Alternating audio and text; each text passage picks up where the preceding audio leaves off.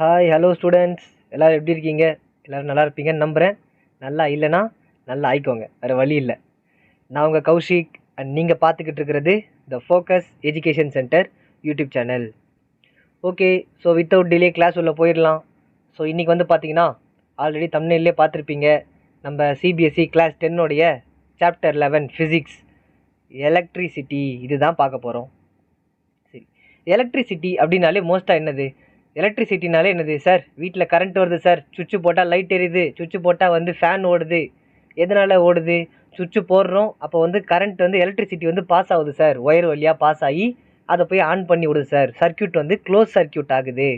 Open சர்க்கியூட்டாக இருக்கும், சுவிட்சு போட்டால் தான், சுவிட்சை ஆன் பண்ணால் தான் க்ளோஸ்டு சர்க்கியூட்டாக ஆகும். ஒரு க்ளோஸ்டு சர்க்கியூட்டில் தான் எலக்ட்ரான்ஸ் எல்லாம் ஃப்ளோ ஆகி கரண்ட்டாக ஃபார்ம் ஆகி பல்ப் எரிகிறது, ஃபேன் ஓடுறது, ஏசி ரன் ஆகுறது, so washing machine, fridge, TV எல்லாம் ரன் ஆகுறது இதுதான். ஸோ அதை டீட்டெயிலாக பார்க்க போகிறோம் வித்து ஃபார்முலாஸோட, எக்ஸாம்பிள் சம்ஸு ஃபார்முலாஸோட பார்க்க போகிறோம். ஸோ இது வந்து theoretical class, full and full தியரியாக இருக்கும், அண்ட் ஃபார்முலாஸ் இருக்கும், டெரிவேஷன்ஸ் இருக்கும். நம்ம ப்ராப்ளம்ஸ் கிளாஸில் வேறு ஒரு கிளாஸில் பார்ப்போம். So electric current and circuit. First electric கரண்ட்னா என்னென்னு பார்ப்போம். Electrical current. ஸோ கரண்ட்னா வந்து என்னது? ஒரு ஃப்ளோ ஆஃப் எலக்ட்ரான். சிம்பிளாக சொல்ல போனோம் அப்படின்னா கரண்ட்னா என்னது? Flow of electrons. எலக்ட்ரான்ஸ் வந்து போய்கிட்டே இருக்குது. கீழே பாருங்கள், இமேஜில் என்ன ஆகிட்டு இருக்குது? எலக்ட்ரான்ஸ்லாம் தள்ளி தள்ளி தள்ளி மூவ் ஆகிட்டு போய்கிட்டே இருக்குது. ஒரு ஃப்ளோவில் அது பாட்டுக்கு போய்கிட்டே இருக்குது. So electric current is expressed by the amount of charge flowing through a particular area in unit time. ஓகேவா? அமௌண்ட் ஆஃப் சார்ஜ், ஒரு சார்ஜ் இருக்காது, எவ்வளோ அமௌண்ட்னு தெரியாது, அதனால தான் amount of charge flowing through a particular area. ஒரு குறிப்பிட்ட இடத்துல, ஒரு குறிப்பிட்ட ஏரியா, ஒரு சின்ன இடம், அது சின்ன இடமோ பெரிய இடமோ பர்டிகுலராக இவ்வளோ இடம் இருக்குது, அதுக்குள்ளே எவ்வளோ அமௌண்ட் ஆஃப் சார்ஜ் வந்து ஃப்ளோ ஆகிக்கிட்டு இருக்குது பர் யூனிட் டைம்.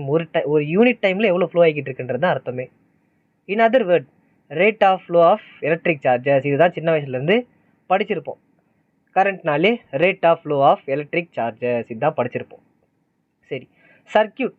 சர்க்கியூட்னா என்ன? கீழே பாருங்கள் ஒரு டயக்ராம். இது வந்து பார்த்தீங்கன்னா ஒரு ஓப்பன் சர்க்கியூட், கரெக்டாக? இது வந்து பார்த்தீங்கன்னா ஒரு ஓப்பன் சர்க்கியூட், கீ வந்து ஓப்பனில் இருக்குது. இதுவே கீ வந்து பார்த்தீங்கன்னா க்ளோஸ் பண்ணிட்டாங்க, இது வந்து ஒரு க்ளோஸ் சர்க்கியூட். கீயை வந்து க்ளோஸ் பண்ணிட்டாங்க அப்படின்னா, ஆன் பண்ணிட்டாங்க அப்படின்னா, அதுக்கப்புறம் தான் பல்ப் என்ன ஆகுது? க்ளோ ஆகுது. இதுக்கு முன்னாடி பல்ப் வந்து க்ளோ ஆகலை. A continuous and closed path of an electrical circuit is called an electrical circuit. Sorry, electrical current is called an electrical circuit. ஒரு கண்டினியூஸாக, அதாவது ஒரு க்ளோஸ்டு பாத்தில் கண்டினியூஸாக கரண்ட் ஃப்ளோ ஆகிட்டு இருக்கு, எலக்ட்ரிசிட்டி ஃப்ளோ ஆகிட்டு இருக்கு அப்படின்னா அதுதான் வந்து பார்த்தீங்கன்னா ஒரு எலக்ட்ரிக்கல் சர்க்கியூட் அப்படின்னு நம்ம சொல்கிறோம். Next, so however electrons were not known at the time of the phenomena. அப்போது ஃபஸ்ட்டு எலக்ட்ரிசிட்டியை கண்டுபிடிக்கும் போது என்ன பண்ணாங்க அப்படின்னா, எலக்ட்ரான்ஸ் அப்படின்ற ஒரு விஷயமே அதில் இருக்குது அப்படின்றது தெரில. அந்த டைம் இந்த phenomena of electricity was first observed. So electricity first கண்டுபிடிக்கும் போது எலக்ட்ரான்ற ஒரு விஷயத்தையே அவங்க கண்டுபிடிக்கல. முதல்ல இருக்குன்றதே அவங்க முதல்ல சொல்லலை, தெரியவும் இல்லை அவங்களுக்கு. அவங்க என்ன நினச்சிக்கிட்டாங்க அப்படின்னா, கரண்ட் எப்படி ஃபார்ம் ஆகுது அப்படின்னா, flow of positive charges and the direction of flow of positive charges was taken to be direction of the electric current. So only என்ன பண்ணிட்டாங்க, பாசிட்டிவ் சார்ஜஸ் தான் என்ன பண்ணிக்கிட்டு இருக்கு? ஃப்ளோ ஆகிக்கிட்டு இருக்கு. கண்டினியூஸாக பாசிட்டிவ் சார்ஜஸ் வந்து ஃப்ளோ ஆகிக்கிட்டு இருக்கு, இதுதான் நம்மளுக்கு கரண்ட்டாக கொடுக்குது அப்படின்றது மாதிரி அப்போது டெரைவ் பண்ணாங்க, அப்போ வந்து எக்ஸ்பிளைன் பண்ணாங்க. ஸோ லேட்டராக நம்ம நிறைய கண்டுபிடிச்சிட்டோம், கரண்ட் எப்படி ஒர்க் ஆகுது அப்படின்னு சொல்லிட்டு எல்லாம் கண்டுபிடிச்சிட்டோம். In electrical circuit the direction of electrical current is taken as, அதாவது எலக்ட்ரிக்கல் கரண்ட்டோடைய டைரக்ஷனும் அண்டு ஃப்ளோ ஆஃப் எலக்ட்ரானோட டைரக்ஷனும் வந்து பார்த்தீங்கன்னா ஆப்போசிட்டாக தான் இருக்கும். Direction of electric current is taken as opposite to the direction of the flow of electrons which are negative charges. கீழே பாருங்கள், ஸோ ஒரு பேட்டரி இருக்குது, அது வந்து பாசிட்டிவ் நெகட்டிவ்னு இருக்குது. ஸோ என்ன பண்ணுது? கரண்ட்டோடைய டைரக்ஷன் இந்த ரெட் கலரில் அப்படியே போய்கிட்டே இருக்குல்ல, ரெட் கலரில் மாறி மாறி போயிட்டு இருக்குல்ல, அதோட டைரக்ஷன் பாருங்கள் ஃபார்வர்டாக போய்கிட்டு இருக்கு. அதோட டைரக்ஷன் என்ன பண்ணிகிட்டு இருக்கு? ஃபார்வர்டாக போயிட்டுருக்கு. அதே மாதிரி ஃப்ளோ ஆஃப் எலக்ட்ரான்ஸ் என்ன பண்ணிக்கிட்டு இருக்கு? எலக்ட்ரான்ஸ் வந்து இந்த சைடு நோக்கி போய்கிட்டு இருக்கு, கரெக்டாக ஆப்போசிட் டைரக்ஷனில் நோக்கி போயிட்டுருக்கு. ஸோ ஒரு சார்ஜஸில் என்ன பண்ணுது அப்படின்னா, ஒரு எலக்ட்ரிக் கரண்ட்டில் என்ன பண்ணுது அப்படின்னா, எலக்ட்ரிக் கரண்ட் வந்து ஃப்ளோ ஆஃப் எலக்ட்ரான்ஸ்க்கு ஆப்போசிட்டாக இருக்குது, ரெண்டுமே ஆப்போசிட்டாக இருக்குது அப்படின்னு வந்து சொல்கிறாங்க, அவ்வளோதான். நெக்ஸ்ட், அதே மாதிரி ஸோ கண்டக்டர்ஸ், இன்சுலேட்டர்ஸ் நிறைய படிச்சிருப்போம். கண்டக்டர்ஸ், இன்சுலேட்டர்ஸ் நிறைய படிச்சிருப்போம். ஸோ கண்டக்டர்னால் என்னது? கண்டக்டர்ஸ் அப்படின்னா எலக்ட்ரிசிட்டி, அதாவது கரண்ட்டை வந்து என்ன பண்ணுது? ஃப்ரீயாக ட்ரான்ஸ்ஃபர் பண்ணிக்கிட்டு இருக்கு, அதுதான் என்னது? கண்டக்டர்ஸ். இன்சுலேட்டர்ஸ் அப்படின்னா, இன்சுலேட்டர்ஸ்னால் கரண்ட்டே அதில் பாஸ் பண்ணாது. ஃபார் எக்ஸாம்பிள் கண்டக்டர்ஸ்னால் என்ன படிச்சிருக்கோம்? இந்த அயன்ஸ், காப்பர், சில்வர். ஸோ இதெல்லாம் வந்து பார்த்தீங்கன்னா கண்டக்டர்ஸ், எலக்ட்ரிசிட்டியை நல்லா பாஸ் பண்ணும். இன்சுலேட்டர்ஸ்னால் கரண்ட் வந்து பாஸே பண்ணாது. இந்த வுட்டு, ரப்பர் இதெல்லாம் இன்சுலேட்டர்ஸ். செமி கண்டக்டர்ஸ்னு இன்னொன்று இருக்குது, அது வந்து பார்ஷியலாக கரண்ட்டை பாஸ் பண்ணும். சரியா? பார்ஷியலாக பாஸ் பண்ணும். சரி, ஏன் கண்டக்டர்ஸ் வந்து எலக்ட்ரிசிட்டியை பாஸ் பண்ணுது, எதனால் இன்சுலேட்டர் வந்து பாஸ் பண்ண மாட்டேங்குது அப்படின்னா, கண்டக்டர்ஸில் எலக்ட்ரான்ஸ் வந்து நிறைய ஃப்ரீ ஆஃப் எலக்ட்ரான்ஸ் சுற்றிக்கிட்டு இருக்குது அவுட்டர் மோஸ்ட்டில். ஸோ அவுட்டர் மோஸ்ட் ஆஃப் செல்லில் இங்கே பாருங்கள், இது ரெட் கலரில் இருக்கிறது எல்லாமே என்னது? Free electrons. ஏகப்பட்ட ஃப்ரீ எலக்ட்ரான்ஸ் இதில் இருக்கிறதுனால தான் என்ன ஆகுது, கரண்ட் வந்து ஈஸியாக பாஸ் ஆகுது. ஸோ கரண்ட் வந்து நம்ம நிறைய கிளாஸில் சொல்லியிருப்போம், கரண்ட்டுங்கிறது ரொம்ப சோம்பேறி. ஃப்ரீ எலக்ட்ரான்ஸ் ஆர் ஃப்ரீ பாத் எங்கெல்லாம் இருக்கோ அது வழியாக தான் ஃபஸ்ட்டு ட்ராவல் ஆகும், ஈஸியாக ட்ராவல் ஆயிரும். ஸோ அதனால தான் நம்ம பாடிங்கிறது ஃப்ரீ ஆஃப் எலக்ட்ரான்ஸ். ஸோ அதனால தான் என்ன பண்ணுது, வேறு எங்கேயாச்சும் அதுக்கு ஃப்ளோ இருந்தாலுமே நம்ம வந்து பார்த்தோன்னா அதுக்கு ஒரு ஈஸியான ஒரு மெட்டீரியல் கரண்ட்டை பாஸ் பண்ணுறதுக்கு. அப்போ ஈஸியாக ஒருத்தன் கிடச்சிட்டாண்டா அப்படின்னு சொல்லிட்டு நம்ம மேலே பாஸ் ஆயிரும், கிரவுண்டுக்கு போயிடும். கிரவுண்டுக்கு போகலாம் நம்மளுக்கு ஷாக் அடிக்காது, லைட்டாக எர்த்து அந்த மாதிரி சம்திங் அடிக்கும். பட் கீழே ஏதாச்சும் ஒரு ஸ்டூல், உடன் ஸ்டூல், ரப்பர் செப்பல்ஸ் அந்த மாதிரிலாம் யூஸ் பண்ணோம் அப்படின்னா நம்மளுக்கு கரண்ட் வந்து பார்த்திங்கன்னா அவ்வளோ சீக்கிரமாக அடிக்காது. ஏன்னா கிரவுண்டில் இருந்தால் மட்டும்தான் எலக்ட்ரிசிட்டி ஃப்ரீயாக பாஸ் ஆகும் கீழே, அப்படி இல்லைனா எலக்ட்ரிசிட்டி ஃப்ரீயாக பாஸ் ஆகாது. சரி, ஓகே. இன்சுலேட்டர்ஸில் பாருங்கள், எதுவுமே வந்து ஃப்ரீயாக இல்லை. எலக்ட்ரான்ஸ் வந்து ஃப்ரீ எலக்ட்ரான்ஸ் இல்லை, ஆர்பிட்டலில் தான் சுற்றிக்கிட்டு இருக்குது, எக்ஸ்ட்ராவாக ஃப்ரீயாக எதுவுமே இல்லை. சரி, ஓகே. இதுக்கு முன்னாடி குவான்டைசேஷன் ஆஃப் சார்ஜ்னு ஒன்று தெரிஞ்சுக்கோங்க. Quantization of charge. ஸோ அதோட ஃபார்முலா என்னென்னா Q equals to N into e. ஓகேவா? Q equal to N into e, quantization of charge. So அப்படின்னா என்ன அப்படின்னா, quantization total energy or total சார்ஜ்னு வச்சுக்கோங்க, அதுதான் ஆப்டாக இருக்கும். ஸோ டோட்டல் சார்ஜ், Qன்றது டோட்டல் சார்ஜ், அப்புறம் என்னங்கிறது நம்பர் ஆஃப் எலக்ட்ரான்ஸ். ஓகேவா? Number of electrons or protons. எத்தனை புரோட்டான்ஸ் இருக்குது, எத்தனை எலக்ட்ரான்ஸ் இருக்குது. அதே மாதிரி இ அப்படிங்கிறது charge of one electron.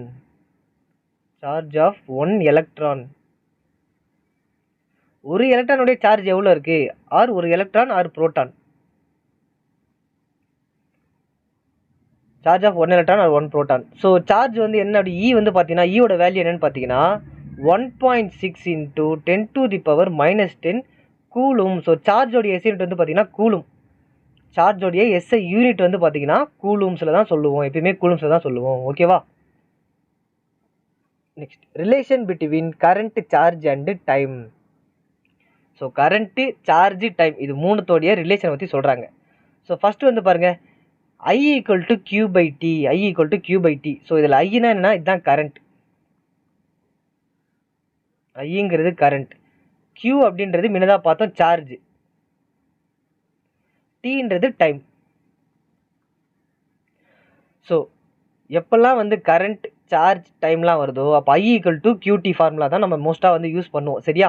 So இது நம்மளுக்கு ஏற்ற மாதிரி மாற்றி எழுதிக்கலாம். இப்போ டைம் கேட்டாங்கன்னா T ஈக்குவல்ஸ் டு ஐடின்னு சொல்லிட்டு, ஐக்யூன்னு சொல்லிட்டு எழுதலாம். ஸோ Q கேட்டாங்கன்னா Q ஈக்குவல் டு ஐடின்னு சொல்லிட்டு எழுதலாம். ஸோ இந்த மாதிரி நம்மளுக்கு ஏற்ற மாதிரி சேஞ்ச் பண்ணி எழுதிக்கலாம். So SI unit of electrical charges coulomb. இப்போ தான் பார்த்தோம். The electric current is expressed by a unit called ampere.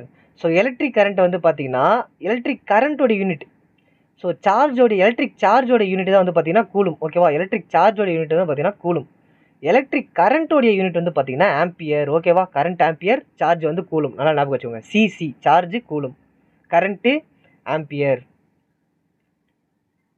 1 ampere is constituted by the flow of 1 coulomb of charge per second. That is 1 ampere equal to 1 coulomb per second. அதாவது நம்ம unit of current எப்படி சொல்லுவோம் அப்படின்னா, unit of current, ஒரு unit of கரண்ட்னு வச்சுக்கோங்க. Unit of current எப்பயுமே எப்படி மெஷர் பண்ணுவோம்னா coulomb by second, coulomb per second. ஓகேவா? கூலும் பெர் செகண்ட், அதாவது ஒரு கூலும் 1 செகண்டில் எத்தனை கூலும் வந்து சார்ஜ் ஆகிக்கிட்டு இருக்கு, அது ஃபுல்லாக ஃப்ளோ ஆகிக்கிட்டு இருக்கு அப்படின்றது தான் கரண்ட்டே. ஒரு செகண்டில் எவ்வளோ கூலும்ஸ் போயிட்டு இருக்கு, அதுதான் கரண்ட். அப்போ 1 கூலும் பை 1 செகண்ட், அதை தான் என்ன சொல்கிறாங்க, ஆம்பியரில் மெஷர் பண்ணுறாங்க யூனிட்டு. ஓகேவா? ஆம்பியர் ஏ.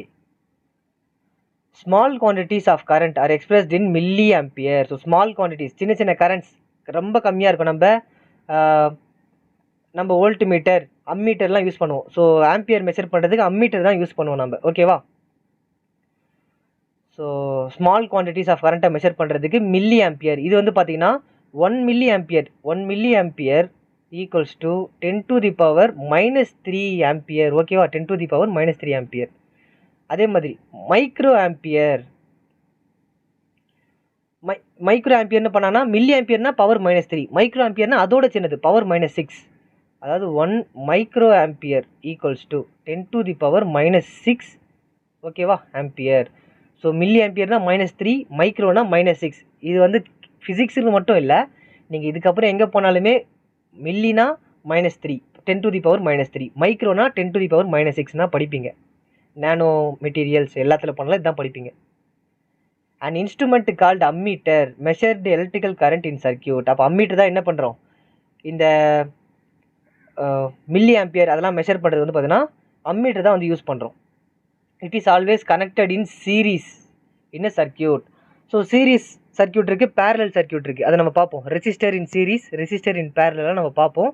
ஸோ இப்போ நீங்கள் தெரிஞ்சிக்க வேண்டியது என்ன அப்படின்னா, அம்மீட்டர் வந்து எதுக்கு யூஸ் பண்ணுறோம், மில்லி ஆம்பியரில் யூஸ் பண்ணுறோம். மில்லி ஆம்பியர் எங்கெல்லாம் போய்கிட்டு இருக்கோ அங்கெல்லாம் அம்மீட்டர் தான் யூஸ் பண்ணுவோம், ஏன்னா அது வந்து கம்மி சார்ஜ். ஸோ அதனால் இதை வச்சு தான் செக் பண்ண முடியும். அதே மாதிரி அம்மீட்டர் வந்து எங்கே யூஸ் பண்ணுவாங்க அப்படின்னா சீரீஸ், ஒரு சர்க்கியூட்டில் வந்து பார்த்தீங்கன்னா கனெக்ஷன்ஸ் எல்லாம் சீரீஸாக கனெக்ட் பண்ணியிருக்கு அப்படின்னா அம்மீட்டர் வந்து நம்ம யூஸ் பண்ணுவோம், சரியா. ஸோ கீழே பாருங்கள் ஒரு வோல்டேஜ் இருக்குது. ஸோ வோல்டேஜ் ஒரு சில சர்க்கியூட்டில் ஒரு ரவுண்டு போட்டு வி போட்டிருப்பாங்க, இதுனா வோல்டேஜ், சரியா. இந்த மாதிரி போட்டாங்கன்னா இது பேர் வோல்டேஜ், அதாவது சார்ஜ் தரும். இதில் இருந்தால் வோல்டேஜ் வந்து போய்கிட்டு இருக்கும், கரண்ட்டு பாஸ் ஆகிட்டு இருக்கும். ஒரு சில இதில் இதே மாதிரி ரவுண்டு போட்டு வி போட்டு பாசிட்டிவ் நெகட்டிவ்னு கொடுத்தாங்கன்னா இதுக்கு பேர் வோல்ட் மீட்டர், ஓகேவா. அங்கே வந்து வோல்ட் மீட்டர் வச்சுருக்காங்க அப்படின்னு அர்த்தம். வோல்டேஜ்னா கரண்ட் சப்ளை, ஓகேவா. வோல்டேஜ்னா கரண்ட் சப்ளை, பாசிட்டிவ் நெகட்டிவ் எதுவும் தரலனா. Next electric potential and potential difference. முதல்ல எலக்ட்ரிக் பொட்டன்ஷியல்னா முதல்ல என்னன்னு தெரிஞ்சுக்கோங்க. பொட்டன்ஷியல் அப்படின்னா நம்மளால் எவ்வளோ பண்ண முடியும், ability of work to do, அதாவது எவ்வளோ ஒர்க்கை வந்து நம்மளால் பண்ண முடியும். இப்போ நான் கிளாஸ் எடுத்துக்கிட்டு இருக்கேன், என்னால் கண்டினியூஸாக வந்து பார்த்தீங்கன்னா ஒரு 4 hours அந்த மாதிரி கிளாஸ் எடுக்க முடியும் அப்படின்னா என்னோட பொட்டன்ஷியல் 4 hours, அதுக்கு மேலே என்னால் எடுக்க முடியாது, டயர்டாயிருவேன், அவ்வளோதான். எனக்கு ஃபுல்லாக பாடி டயர்டாயிரும், மைண்டு டயர்டாயிரும். ஸோ அதுக்கப்புறம் எடுக்க முடியாது. ஸோ என்னோடய பொட்டன்ஷியல் 4 hours. ஸோ அந்த மாதிரி தான். ஸோ மவுண்டன் கிளைம் பண்ணுறாங்க அப்படின்னா நல்ல எக்ஸ்பீரியன்ஸ்டாக இருக்கிற பர்சன் வந்து பார்த்தீங்கன்னா நல்லா ஃபாஸ்ட்டாக கொஞ்சம் ஆக்டிவாக ஏறுவாங்க. ஸோ பிகினராக இருக்கவங்களாம் கொஞ்சம் ஒரு 5 to 6 steps எடுத்து வச்ச உடனே டயர்ட் ஆயிடுவாங்க. ஸோ பிகினரோட பொட்டன்ஷியல் கம்மி, ஸோ நல்ல எக்ஸ்பீரியன்ஸான இருக்கவங்க பொட்டன்ஷியல் வந்து அதிகம். ஸோ பொட்டன்ஷியல்னால் அவங்களால எவ்வளோ பண்ண முடியும் அப்படின்றது தான் பொட்டன்ஷியல். ஸோ அதில் எலக்ட்ரிக் பொட்டன்ஷியல் அண்டு பொட்டன்ஷியல் டிஃப்ரென்ஸ்ன்றாங்க. ஃபஸ்ட்டு எலக்ட்ரிக் பொட்டன்ஷியல் வி தான் எப்பவுமே டினோட் பண்ணுவோம். எலக்ட்ரிக் பொட்டன்ஷியல்னாலே வி தான். Electric potential at a point is work done in bringing a unit positive charge from infinite very far away to the point without acceleration. அதாவது என்ன அப்படின்னா, எங்கேயோ ஒரு சார்ஜ் ரொம்ப தூரமாக இருக்குது, ஒரு சார்ஜ் வந்து ஒரு பாயிண்ட்லேருந்து ஒரு சார்ஜ் ரொம்ப தூரமாக இருக்குது, இன்ஃபினிட்டி. அதாவது இன்ஃபினிட்டினா நிறைய பேர் இப்போ வரைக்கும் என்ன நினச்சிட்டு இருக்கீங்க அப்படின்னா, உங்களுக்கு 8th வரைக்கும் தான் இன்ஃபினிட்டினா ரொம்ப தூரம்னு அர்த்தம். 9th 10thலாம் வந்துட்டீங்க, இதுக்கப்புறம் கிளாஸில் போனாலுமே இன்ஃபினிட்டிங்கிறது லாங் டிஸ்டன்ஸ் தான் தவிர அன்டிஃபைன்டு அப்படின்னு சொல்ல முடியாதுன்னு சொல்லக்கூடாது. நீங்கள் 8th வரைக்கும் தான் உங்களுக்கு வந்து இன்ஃபினிட்டினா அன்டிஃபைன்டு அப்படின்னு நம்ம சொல்லலாம். 9th 10thலாம் வந்துட்டிங்கன்னா இன்ஃபினிட்டினா லாங் டிஸ்டன்ஸ் தான் தவிர அன்டிஃபைன்லாம் சொல்லக்கூடாது. ஏன்னா இப்போது எர்த்துலேருந்து சன் வந்து பார்த்தீங்கன்னா இன்ஃபினிட்டி தான். ஆனால் இப்போ நம்மளுக்கு தெரியும்ல எவ்வளோ டிஸ்டன்ஸ் இருக்குன்னு தெரியும்ல, எர்த்துலேருந்து சன்னுக்கான எவ்வளோ டிஸ்டன்ஸ் இருக்குது அப்படின்னு நம்மளுக்கு தெரியும். எத்தனை வந்து இயர்ஸ் இருக்குது, எத்தனை லைட் இயர் இருக்குதுன்னு சொல்லிட்டு நம்மளுக்கு தெரியும். எவ்வளோ டிஸ்டன்ஸ் இருக்கணும் நம்ம தெரியும், கன்வெர்ட் பண்ணிக்கிறதுக்கு ஏற்ற மாதிரி. அப்போ இது அன்டிஃபைன்டாக கிடையாது. அப்போ 8th வரைக்கும் தான் உங்களுக்கு அன்டிஃபைன்ட் இன்ஃபினிட்டினா. 9th 10thலாம் வந்தால் இன்ஃபினிட்டினா தூரமாக இருக்குது, அவ்வளோதான். அது டிஃபைன்ட் வேல்யூ தான், ஓகேவா. சரி, இப்போ என்ன சொல்கிறாங்க செகண்ட் பாயிண்டில் என்ன சொல்கிறாங்க அப்படின்னா, ஒரு சார்ஜ் ஒன்று இருக்குது, ஓகேவா, ப்ளஸ் கியூ ஒரு சார்ஜ் ஒன்று இருக்குது. இந்த ப்ளஸ் சார்ஜை இப்போ இன்ஃபினிட்டி லெவலில் ஒரு கூலும் இருக்குது, ஓகேவா. இன்ஃபினிட்டி லெவலில் இன்ஃபினிட்டியில் ஒரு கூலும் இருக்குது, ஒரு சார்ஜ் ஒன்று இருக்குது. கியூன்றது ஒரு பாயிண்ட்டு. இன்ஃபினிட்டியில் ஒரு சார்ஜ் ஒன்று இருக்குது, சரியா. அந்த சார்ஜ் இருக்குது. அது என்ன பண்ணுறாங்க, அந்த சார்ஜை இன்ஃபினிட்டிலேருந்து இந்த பாயிண்ட்டுக்கு அவங்க எடுத்துகிட்டு வரணும், சரியா. இன்ஃபினிட்டியிலேருந்து இந்த பாயிண்ட்டுக்கு எடுத்துகிட்டு வரணும். ஸோ அந்த +1 கூலும் வந்து பார்த்தீங்கன்னா இந்த பாயிண்ட் கிட்ட வந்துடுது. இந்த +1 கூலும் வந்து இந்த பாயிண்ட் கிட்ட வந்துடுது. ஸோ இப்படி வரும்போது என்ன ஆகும் அப்படின்னா, நம்ம மேக்னெட்டிக் சார்ஜ் படிச்சிருக்கோம்ல, என்ன படிச்சிருக்கோம் அப்படின்னா, சேம் சார்ஜஸ் என்ன பண்ணும், ரிப்பல் பண்ணும். ஸோ லைக் சார்ஜஸ் என்ன பண்ணும், ரிப்பல் பண்ணும். அன்லைக் சார்ஜஸ் அட்ராக்ட் பண்ணும்னு சொல்லிட்டு படிச்சிருக்கோம். ஸோ இதுவுமே வந்து பார்த்தீங்கன்னா பாயிண்ட்டுங்கிறது ஒரு பாசிட்டிவ் சார்ஜ், ஒரு கூலும்ங்கிறது பாசிட்டிவ் சார்ஜ். அப்போ இது என்ன பண்ணும், ரிப்பல் பண்ணும். ரெண்டுத்துமே இது ரிப்பல் பண்ணும். பட் ரிப்பல் பண்ணாலுமே நம்ம என்ன பண்ணோம், க்ளோஸராக கிட்ட எடுத்துகிட்டு வரணும். அப்போ இங்கேருந்து இங்கே எடுத்துகிட்டு வரைக்கும் ஒரு அமௌண்ட் ஆஃப் சார்ஜ், ஒரு ஒர்க் டன் நடக்கும். கரெக்டாக ஒர்க் நடக்கும், அதுக்கேற்ற எனர்ஜி ரிலீஸ் ஆகும். அதே மாதிரி இங்கேருந்து இன்னும் கொஞ்சம் நல்லா புஷ் பண்ணோம் அப்படின்னா இன்னும் அதிகமான எனர்ஜி தேவை, அதிகமான ஒர்க் நடக்கும். கரெக்டாக இன்னும் அதிகமான எனர்ஜி தேவை, அதிகமான ஒர்க் நடக்கும். அதே மாதிரி இங்கேருந்து இன்னும் கொஞ்சம் என்ன ஆகும், ரிப்பல்ஷனோட ஃபோர்ஸ் அதிகமாகும். ஸோ அதை நம்ம இன்னும் அதிக பண்ணணும்னா ஒர்க் அண்ட் ஃபோர்ஸை நாம் இன்னும் கொஞ்சம் அதிகமாக தரணும். ஸோ அப்போ கொஞ்சம் கொஞ்சமாக இன்ஃபினிட்டிலேருந்து கிட்ட எடுத்துகிட்டு வரும். ஸோ அதை தான் என்ன சொல்கிறாங்க, எலக்ட்ரிக் பொட்டென்ஷியல். அதால் இவ்வளோ வேலை பண்ண முடியுதுன்னு சொல்ல வராங்க. அவ்வளோதான், வேறு ஒன்றுமே இல்லை.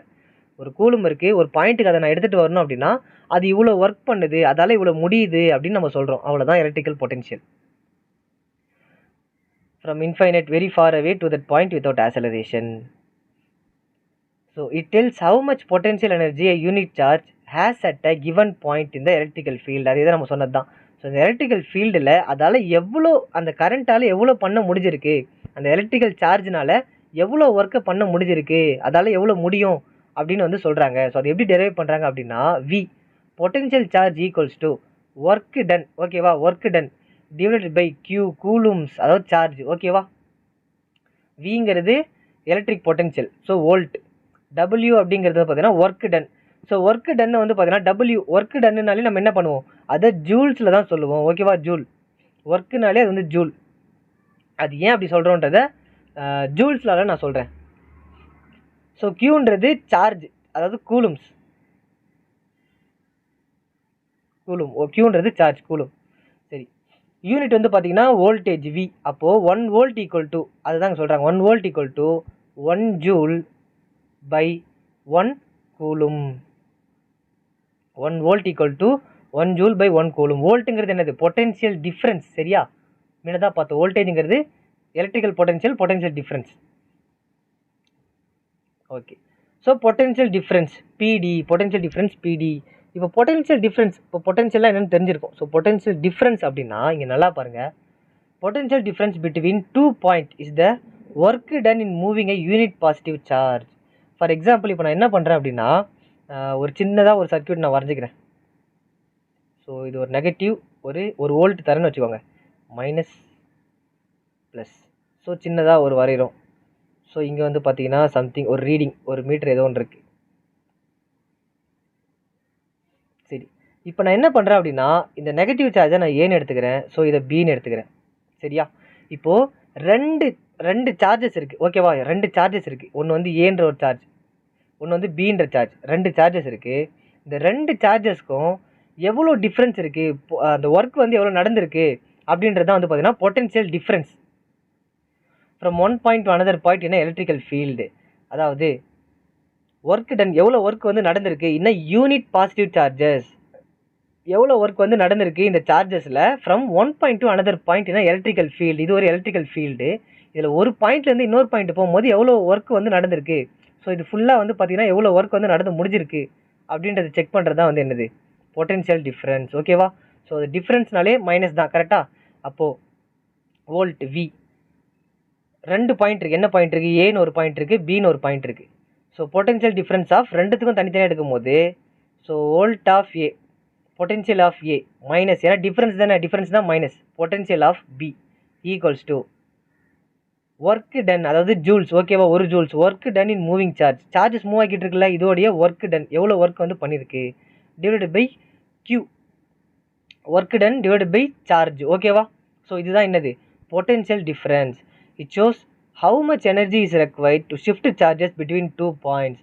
அப்போ எவ்வளோ எனர்ஜி வந்து ஒரு பாயிண்ட்லேருந்து, ஏன்ற ஒரு பாயிண்ட்லேருந்து பின்ற ஒரு பாயிண்ட்டுக்கு போகிறதுக்கு எவ்வளோ எனர்ஜி தேவைப்படுது, அதை சொல்கிறது தான் வந்து பார்த்தீங்கன்னா பொட்டென்ஷியல் டிஃப்ரென்ஸ். இப்போ இங்கே 2 பாயிண்ட் இருக்குது. ஸோ இந்த 2 பாயிண்டில் ஏலேருந்து பிக்கு எவ்வளோ போகுது அப்படின்னா, டபிள்யூங்கிறது என்னது, ஒர்க் டன், கியூன்றது வந்து சார்ஜ். அவ்வளோதான், சிம்பிள். ஸோ இப்போ தான் வந்து நம்ம பார்த்தீங்கன்னா மெயினான ஒரு விஷயத்துக்கு வர போகிறோம். என்ன அப்படின்னா கிராஃப் வந்து ரொம்ப ரொம்ப இம்பார்ட்டண்ட். அதில் ஒரு விஷயம் பார்த்தீங்கன்னா விஐ கிராஃப்னு சொல்லிட்டு ஒன்று இருக்குது. VI graph and IV graph. First VI graph பார்ப்போம். விஐ கிராஃப்னா ஒன்றும் இல்லை, வோல்டேஜ் அப்புறம் current graph. Voltage current graph. So இந்த மாதிரி ஒரு ஆக்சிஸ் வரைஞ்சிக்கிறேன். ஸோ இது எக்ஸ் ஆக்சிஸ், இது வந்து பார்த்தீங்கன்னா ஒய் ஆக்சிஸ். ஸோ நான் வோல்டேஜ் வந்து என்ன பண்ணுறேன்னா ஒய் ஆக்சிஸில் போட்டுக்கிறேன். வோல்டேஜ் வந்து ஒய் ஆக்சிஸ்லையும் கரண்ட் வந்து பார்த்தீங்கன்னா எக்ஸ் ஆக்சிஸ்லையும் நான் கொடுத்துக்கிறேன். சரியா? வோல்டேஜ் வந்து ஒய் ஆக்சிஸ்லையும் கரண்ட் வந்து எக்ஸ் ஆக்சிஸ்லையும் நான் கொடுத்துக்கிறேன். இப்போது ஒரு ரெண்டு ரெசிஸ்டன்ஸ், ஓகேவா? 2 ரெசிஸ்டன்ஸ் நான் எடுத்துக்கிறேன். என்னென்ன ரெசிஸ்டன்ஸ் அப்படின்னா ரெசிஸ்டன்ஸ் 1,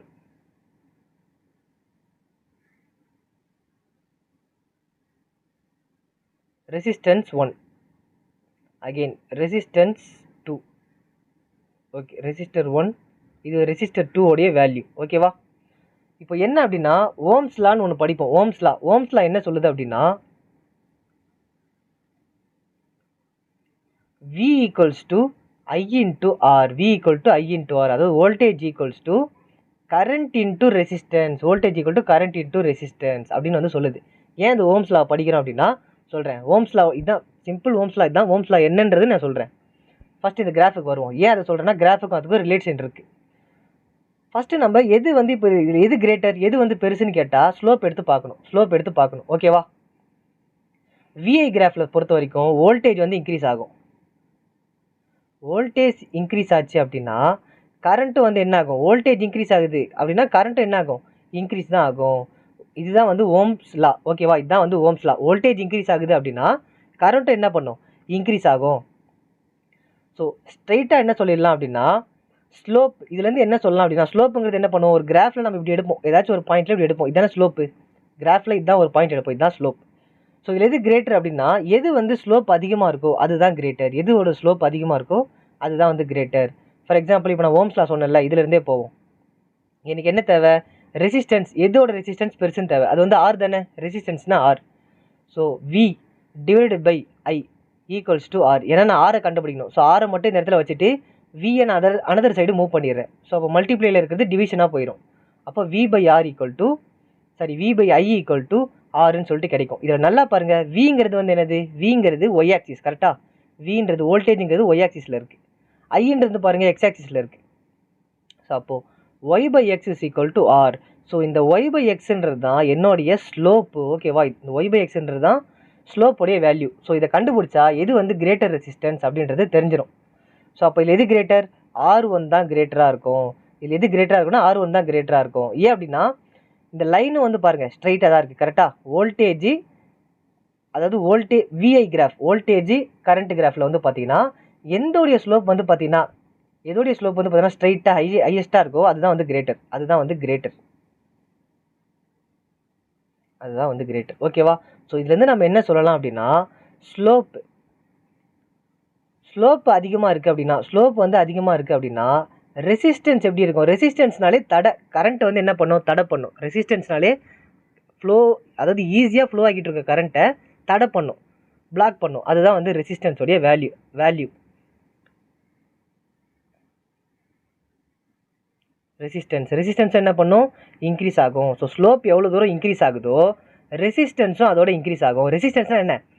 இப்போ ஃபார் எக்ஸாம்பிள் ஒரு இடத்துல ரெசிஸ்டர் நிறைய இருந்துச்சு அப்படின்னா கரண்ட்டு கம்மியாக இருக்கும். ரெசிஸ்டர் கம்மியாக இருக்குது அப்படின்னா கரண்ட் வந்து அதிகமாக வரும். அவ்வளோதான். ரெசிஸ்டர் அதிகமாக இருந்தால் கரண்ட்டு கம்மியாக வரும். Inversely proportional. ரெசிஸ்டன்ஸு கம்மியாக இருந்துச்சு அப்படின்னா கரண்ட் அதிகமாக வரும். இதை நான் சொல்கிறேன். ஸோ இங்கே பொறுத்த வரைக்கும் என்ன அப்படின்னா எதோட ஸ்லோப் வந்து பெருசாக இருக்கோ அதோட ரெசிஸ்டன்ஸ் வந்து பார்த்திங்கன்னா அதிகமாக இருக்கும். அதாவது கரண்ட்டை கம்மி பண்ணக்கூடிய வேல்யூ வந்து கெப்பாசிட்டி வந்து அதுக்கு அதிகமாக இருக்குன்னு அர்த்தம். சரியா? இதுதான் வந்து VI graph.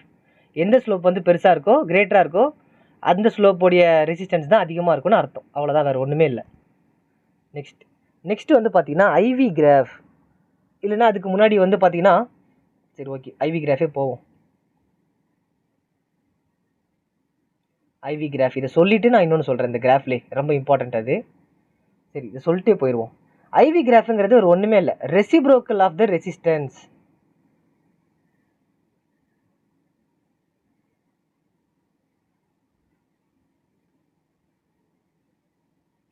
Reciprocal of the resistance. அது என்ன சொல்லலாம், ரெசிப்ரோக்கல் ஆஃப் விஐ கிராஃப், அவ்வளோதான். ஐவி கிராஃப்ங்கிறது reciprocal of resistance or reciprocal of VI graph.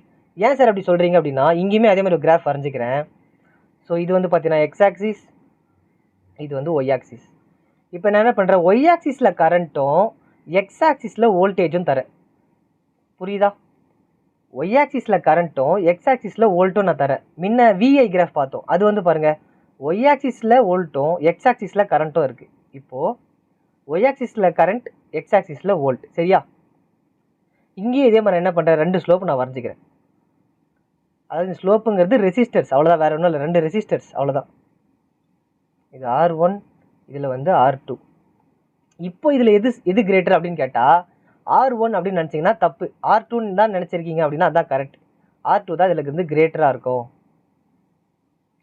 R2 தான் கிரேட்டர் ரெசிஸ்டராக இருக்கும். ஏன் சார் இதில் மட்டும் R2 கிரேட்டர் ரெசிஸ்டர், முன்ன பார்த்ததில் வந்து பார்த்தீங்கன்னா R1 கிரேட்டர் ரெசிஸ்டர் அப்படின்னு சொல்கிறீங்க அப்படின்னா, அதுதான் நான் திரும்ப திரும்ப சொல்கிறேன். இது வந்து என்னது, ரெசிப்ரோக்கல் ஆஃப் த ரெசிஸ்டன்ஸ், அதாவது reciprocal of the IV current. So அங்கே R1 பெருசுனா இது அப்படியே ரெசிப்ரோக்கல், அப்போது அப்படியே தலைகீழ உல்ட்டா. ஸோ அப்போ R2 தான் இங்கே கிரேட்டர். ஏன் சார், எனக்கு ஒன்றுமே இல்லை, எனக்கு வந்து நீங்கள் பொய் சொல்கிறீங்க, எனக்கு வந்து ஆதாரத்தோடு சொல்லுங்கள் சார் அப்படின்னா, இங்கே பாருங்கள். ஸோ அதே ஓம்ஸ் ஃபார்முலா என்னது, V ஈக்குவல்ஸ் டு ஐஆர், அதே Ohm's formula V equal to IR. இப்போ நான் என்ன தேவை, R தான் தேவை. அப்போ R ஈக்குவல் டு இந்த ஐயை வந்து நான் இந்த சைடு அமைச்சிடுறேன். ஸோ மல்டிப்ளை டிவைடாக மாறிடும். ஸோ V பை ஐன்னு இருக்கும், சேம் அதே தான். ஸோ அதே மாதிரி R ஈக்குவல் டு Vன்றது இப்போ என்ன இருக்குது, Vங்கிறது எக்ஸ் ஆக்சிஸில் இருக்குது, ஐன்றது ஒய் ஆக்சிஸில் இருக்குது. அப்போ இந்த எக்ஸ் பை ஒய் தான் வந்து என்னது, ஆல்ரெடி சொல்லியிருக்கேன், இதுதான் வந்து ஸ்லோப் கண்டுபிடிக்கக்கூடிய ஏரியா. ஸோ இதுக்கு நான் ஸ்லோப் எடுத்தனா தான் இப்போ இதோடைய ஸ்லோப் தான் எனக்கு கிரேட்டராக இருக்கும். கரெக்டாக, இதோடைய ஸ்லோப் தான் எனக்கு கிரேட்டராக இருக்க போகுது. ஸோ எக்ஸ் ஆக்சிஸ் வந்து பார்த்தீங்கன்னா வி, ஸோ இது வந்து ஒய் ஆக்சிஸ் வந்து ஐன்னு கண்டுபிடிச்சாச்சு. ஸோ இங்கே என்ன பண்ண போகிறோம் அப்படின்னா, இங்கே ஸ்லோப் அதிகமாக ரெசிஸ்டன்ஸும் இன்க்ரீஸ் ஆகுது. கரெக்டாக, ஸ்லோப் அதிகமானா ரெசிஸ்டன்ஸ் இன்க்ரீஸ் ஆகுது. இங்கே நம்ம என்ன சொல்லிட்டோம், ரெசிப்ரோக்கல் ஆஃப் த ரெசிஸ்டர். ரெசிப்ரோக்கல்னா என்ன, 1/R. கரெக்டாக, ரெசிப்ரோக்கல் ஆஃப் த ரெசிஸ்டர் வந்து 1/R. ஸோ எப்போல்லாம் ரெசிப்ரோக்கல் ஆஃப் த ரெசிஸ்டர் கம்மியாகுதோ, அதாவது ஐவி கிராஃபில் எப்போல்லாம் ரெசிப்ரோக்கல் ஆஃப் த ரெசிஸ்டர் கம்மியாக இருக்கோ அப்போது ஸ்லோப் வந்து அதிகமாக இருக்கும், ஸ்லோப் வந்து அதிகமாக இருக்கும். சரியா? இதுதான் வந்து reciprocal of the resistance. So எப்போல்லாம் வந்து ரெசிப்ரோக்கல் ரெசிஸ்டன்ஸ் கம்மியாக இருக்கோ அப்போது ஸ்லோப் வந்து அதிகமாக இருக்கும். ஸோ ரெசிஸ்டன்ஸ் என்ன அர்த்தம், கம்மியாக இருக்குன்னு அர்த்தம். சரியா? நெக்ஸ்ட், ஏதாச்சும் புரியல தெரில அப்படின்னா எந்த டைமை பார்த்துக்கோங்க, டைமை பார்த்துட்டு எந்த மினிட்ஸில் வந்து புரியல, எந்த செகண்ட்ஸில் புரியலன்றதை டைமோட வந்து மென்ஷன் பண்ணிங்க அப்படின்னா அதை இன்னும் புரிகிற மாதிரி நான் அடுத்த கிளாஸில் ஒரு சின்ன வீடியோவை கூட நான் போட்டுருவேன். சரியா? சரி, ஃபார் எக்ஸாம்பிள் இப்போ நான் என்ன பண்ணுறேன் அப்படின்னா விஐ கிராஃப் எடுத்துக்கிறேன். சரியா? ஃபார் எக்ஸாம்பிள் விஐ கிராஃப் எடுத்துக்கிறேன். விஐ கிராஃப் நான் எடுத்துக்கிறேன். அதே மாதிரி ஒரு ஸ்லோப் வரைஞ்சிக்கிறேன், ஒரு ரெசிஸ்டன்ஸ் நான் வரைஞ்சிக்கிறேன். ஸோ இது ஒரே ரெசிஸ்டன்ஸ் தான். இந்த ரெசிஸ்டன்ஸ் ஃபார் எக்ஸாம்பிள் இந்த இடத்த நான் என்ன பண்ணுறேன், 3, 2ன்னு மார்க் பண்ணிக்கிறேன். ஸோ இந்த பாயிண்ட், ஏன்னா பாயிண்ட் தானே ஸ்லோப்பு மார்க் பண்ண முடியும், ஒரு கிராஃபே பாயிண்ட் தான் மார்க் பண்ண முடியும். ஸோ 8,4 நான் மார்க் பண்ணிக்கிறேன். ஸோ இதை விஐ கிராஃப் அப்படின்றதுனால ஸோ எக்ஸ் ஆக்சிஸில் வந்து பார்த்திங்கன்னா ஐ இருக்கும், ஒய் ஆக்சிஸில் வந்து பார்த்திங்கன்னா வி இருக்கும், வோல்டேஜ் இருக்கும். சரி, இது வந்து நம்மளுடைய ரெசிஸ்டர். இப்போ ஸ்லோப்போட ஃபார்முலா வந்து என்னது, ஸ்லோப்போடைய ஃபார்முலா, ஸ்லோப் தான் நம்ம இன்னும் சொல்லிக்கிட்டு இருக்கேன். ஸ்லோப்போடைய ஃபார்முலா வந்து பார்த்திங்கன்னா எம், ஸ்லோப்போடைய ஃபார்முலா வந்து எம். ஃபார்முலாவில் ஸ்லோப் எப்படி டினோட் பண்ணுவோன்னா எம். ஸ்லோப்போடைய ஃபார்முலா வந்து பார்த்திங்கன்னா y2 - y1 divided by x2 - x1. இதுதான் வந்து ஸ்லோப்போடைய ஃபார்முலா. சரி சார், இதில் எப்படி y2 y1 x2 x1 கண்டுபிடிக்கிறதுனா எப்பயுமே ஃபஸ்ட்லேருந்து ஆரம்பிங்க. இது வந்து பார்த்திங்கன்னா x1, இது வந்து y1, இது x2, இது வந்து பார்த்திங்கன்னா y2. சரியா? அவ்வளோதான் சப்ஸ்டிட் பண்ணுங்கள். ஸோ y2 வந்து என்னது 4 - y1 வந்து என்னது 2 டிவைடட் பை x2 வந்து என்னது 8 டிவைடட் பை மைனஸ் x1 வந்து என்னது 3. ஸோ 4 - 2 2 தான், 8 - 3 வந்து பார்த்திங்கன்னா 5. ஸோ இது ரெண்டுத்தையும் நான் கேன்சல் பண்ணேன் அப்படின்னா ஸோ 2 டிவைடட் பை 5. ஸோ அப்போ என்னுடைய ரெசிஸ்டன்ஸ் வந்து என்னவாக இருக்கும் அப்படின்னா 0.4 ஓம்ஸாக இருக்கும். கரெக்டாக, ரெண்டுத்தையும் டிவைட் பண்ணோம் அப்படின்னா, டிவிஷன் அவ்வளோதான், வேறு எதுவுமே பண்ணல. 5 டிவைட்ஸ் 2. ஸோ பாயிண்ட் வச்சா இங்கே ஒரு 0 ஆட் பண்ணிக்க போகிறேன். ஸோ 5 4 டைம்ஸ் 20 இருக்க போகுது, மைனஸ் பண்ணால் 0, அவ்வளோதான். ஸோ கோஷன் தான் என்னுடைய ஆன்சர். ஸோ 0.4 0.4. இது என்ன சார் அப்படின்னா இது பேர் தான் ஓம்ஸ், இதுக்கு பேர் தான் ஓம்ஸ். ஸோ ரெசிஸ்டன்ஸோடைய எஸ்ஐ யூனிட் தான் வந்து பார்த்தீங்கன்னா ஓம்ஸ். ஓகேவா, ரெசிஸ்டரோட எஸ்ஐ யூனிட் வந்து பார்த்தீங்கன்னா ஓம்ஸ். அப்போ என்னுடைய ரெசிஸ்டரோட வேல்யூ வந்து என்னது 0.4 ஓம்ஸ். ஸோ நான் ஒரே ஒரு லைன் கொடுத்துருக்கேன். ஸோ 2 லைன் வந்துச்சுன்னா இந்த மாதிரி தான் ஸ்லோப் கண்டுபிடிச்சி எது பெருசு எது சின்னதுன்னு பார்த்து நம்ம தெரிஞ்சுக்க போகிறோம், அவ்வளோதான். ஸோ இதில் என்ன அப்படின்னா, நான் என்ன சொல்லியிருக்கேன், விஐ கிராஃபில் ஸ்லோப்போட வேல்யூ அதிகமாக இருக்குது அப்படின்னா ரெசிஸ்டன்ஸோட வேல்யூவும் இன்க்ரீஸ் ஆகும். ஸ்லோப்போட வேல்யூ அதிகமாக இருக்குன்னா ரெசிஸ்டன்ஸும் இன்க்ரீஸ் ஆகும்னு நம்ம சொல்லியிருக்கோம். நெக்ஸ்ட் இப்போ வந்து பார்த்தீங்கன்னா விஐ பார்த்தோம். இப்போ ஐவி கிராஃபுக்கு ஒன்று பார்ப்போம். சேம் அதே தான் ஐவி கிராஃப். ஆனால் இது வந்து ரெசிப்ரோக்கல் ஆஃப் த ரெசிஸ்டன்ஸ். மறக்காதீங்க, ஐவி கிராஃப்னாலே ரெசிப்ரோக்கல் ஆஃப் த ரெசிஸ்டன்ஸ் தான். அப்போது ஐவி கிராஃப்னாலே reciprocal of the resistance. So அதே மாதிரி ஒரு கிராஃப் ஒன்று வரைஞ்சிக்கிறேன். அதே மாதிரி ஒரே ஒரு ஸ்லோப் மட்டும் வரைஞ்சிக்கிறேன். இதுதான் வந்து ரெசிஸ்டன்ஸ். இது எக்ஸ் ஆக்சிஸ். இது வந்து பார்த்தீங்கன்னா வோல்டேஜ் இருக்கும். இப்போது இது ஒய் ஆக்சிஸ் அண்ட் இங்கே வந்து பார்த்தீங்கன்னா கரண்ட் இருக்கும். சரி, இதுக்கு என்ன வேல்யூ எடுத்துக்கலாம்னா, ஃபார் எக்ஸாம்பிள் இங்கே ஒரு 4.2. சார் 4.2 என்ன சார் இங்கேயா சார் வரும்? கரெக்டாக எப்படி சார் போடுறீங்க அப்படின்னா, கரெக்டாலாம் போடல, ஒரு அசம்ஷன் எக்ஸாம்பிளுக்காக தான் நான் சொல்லிக்கிட்டு இருக்கேன். இதில் உட்காந்து மிஸ்டேக்லாம் கண்டுபிடிக்கக்கூடாது. இந்த லைன்லலாம் இது ஒரு 7 ஒரு 5ன்னு நம்ம எடுத்துப்போம். வர வேலையை டக்கு டக்குன்னு போட்டுக்கிட்டு இருக்கேன், அவ்வளோதான். சரி, அதே மாதிரி இது வந்து என்னது x1, இது வந்து y1. அதே மாதிரி இது x2, இது வந்து y2. அவ்வளோதான் ஸ்லோப் ஃபார்முலா.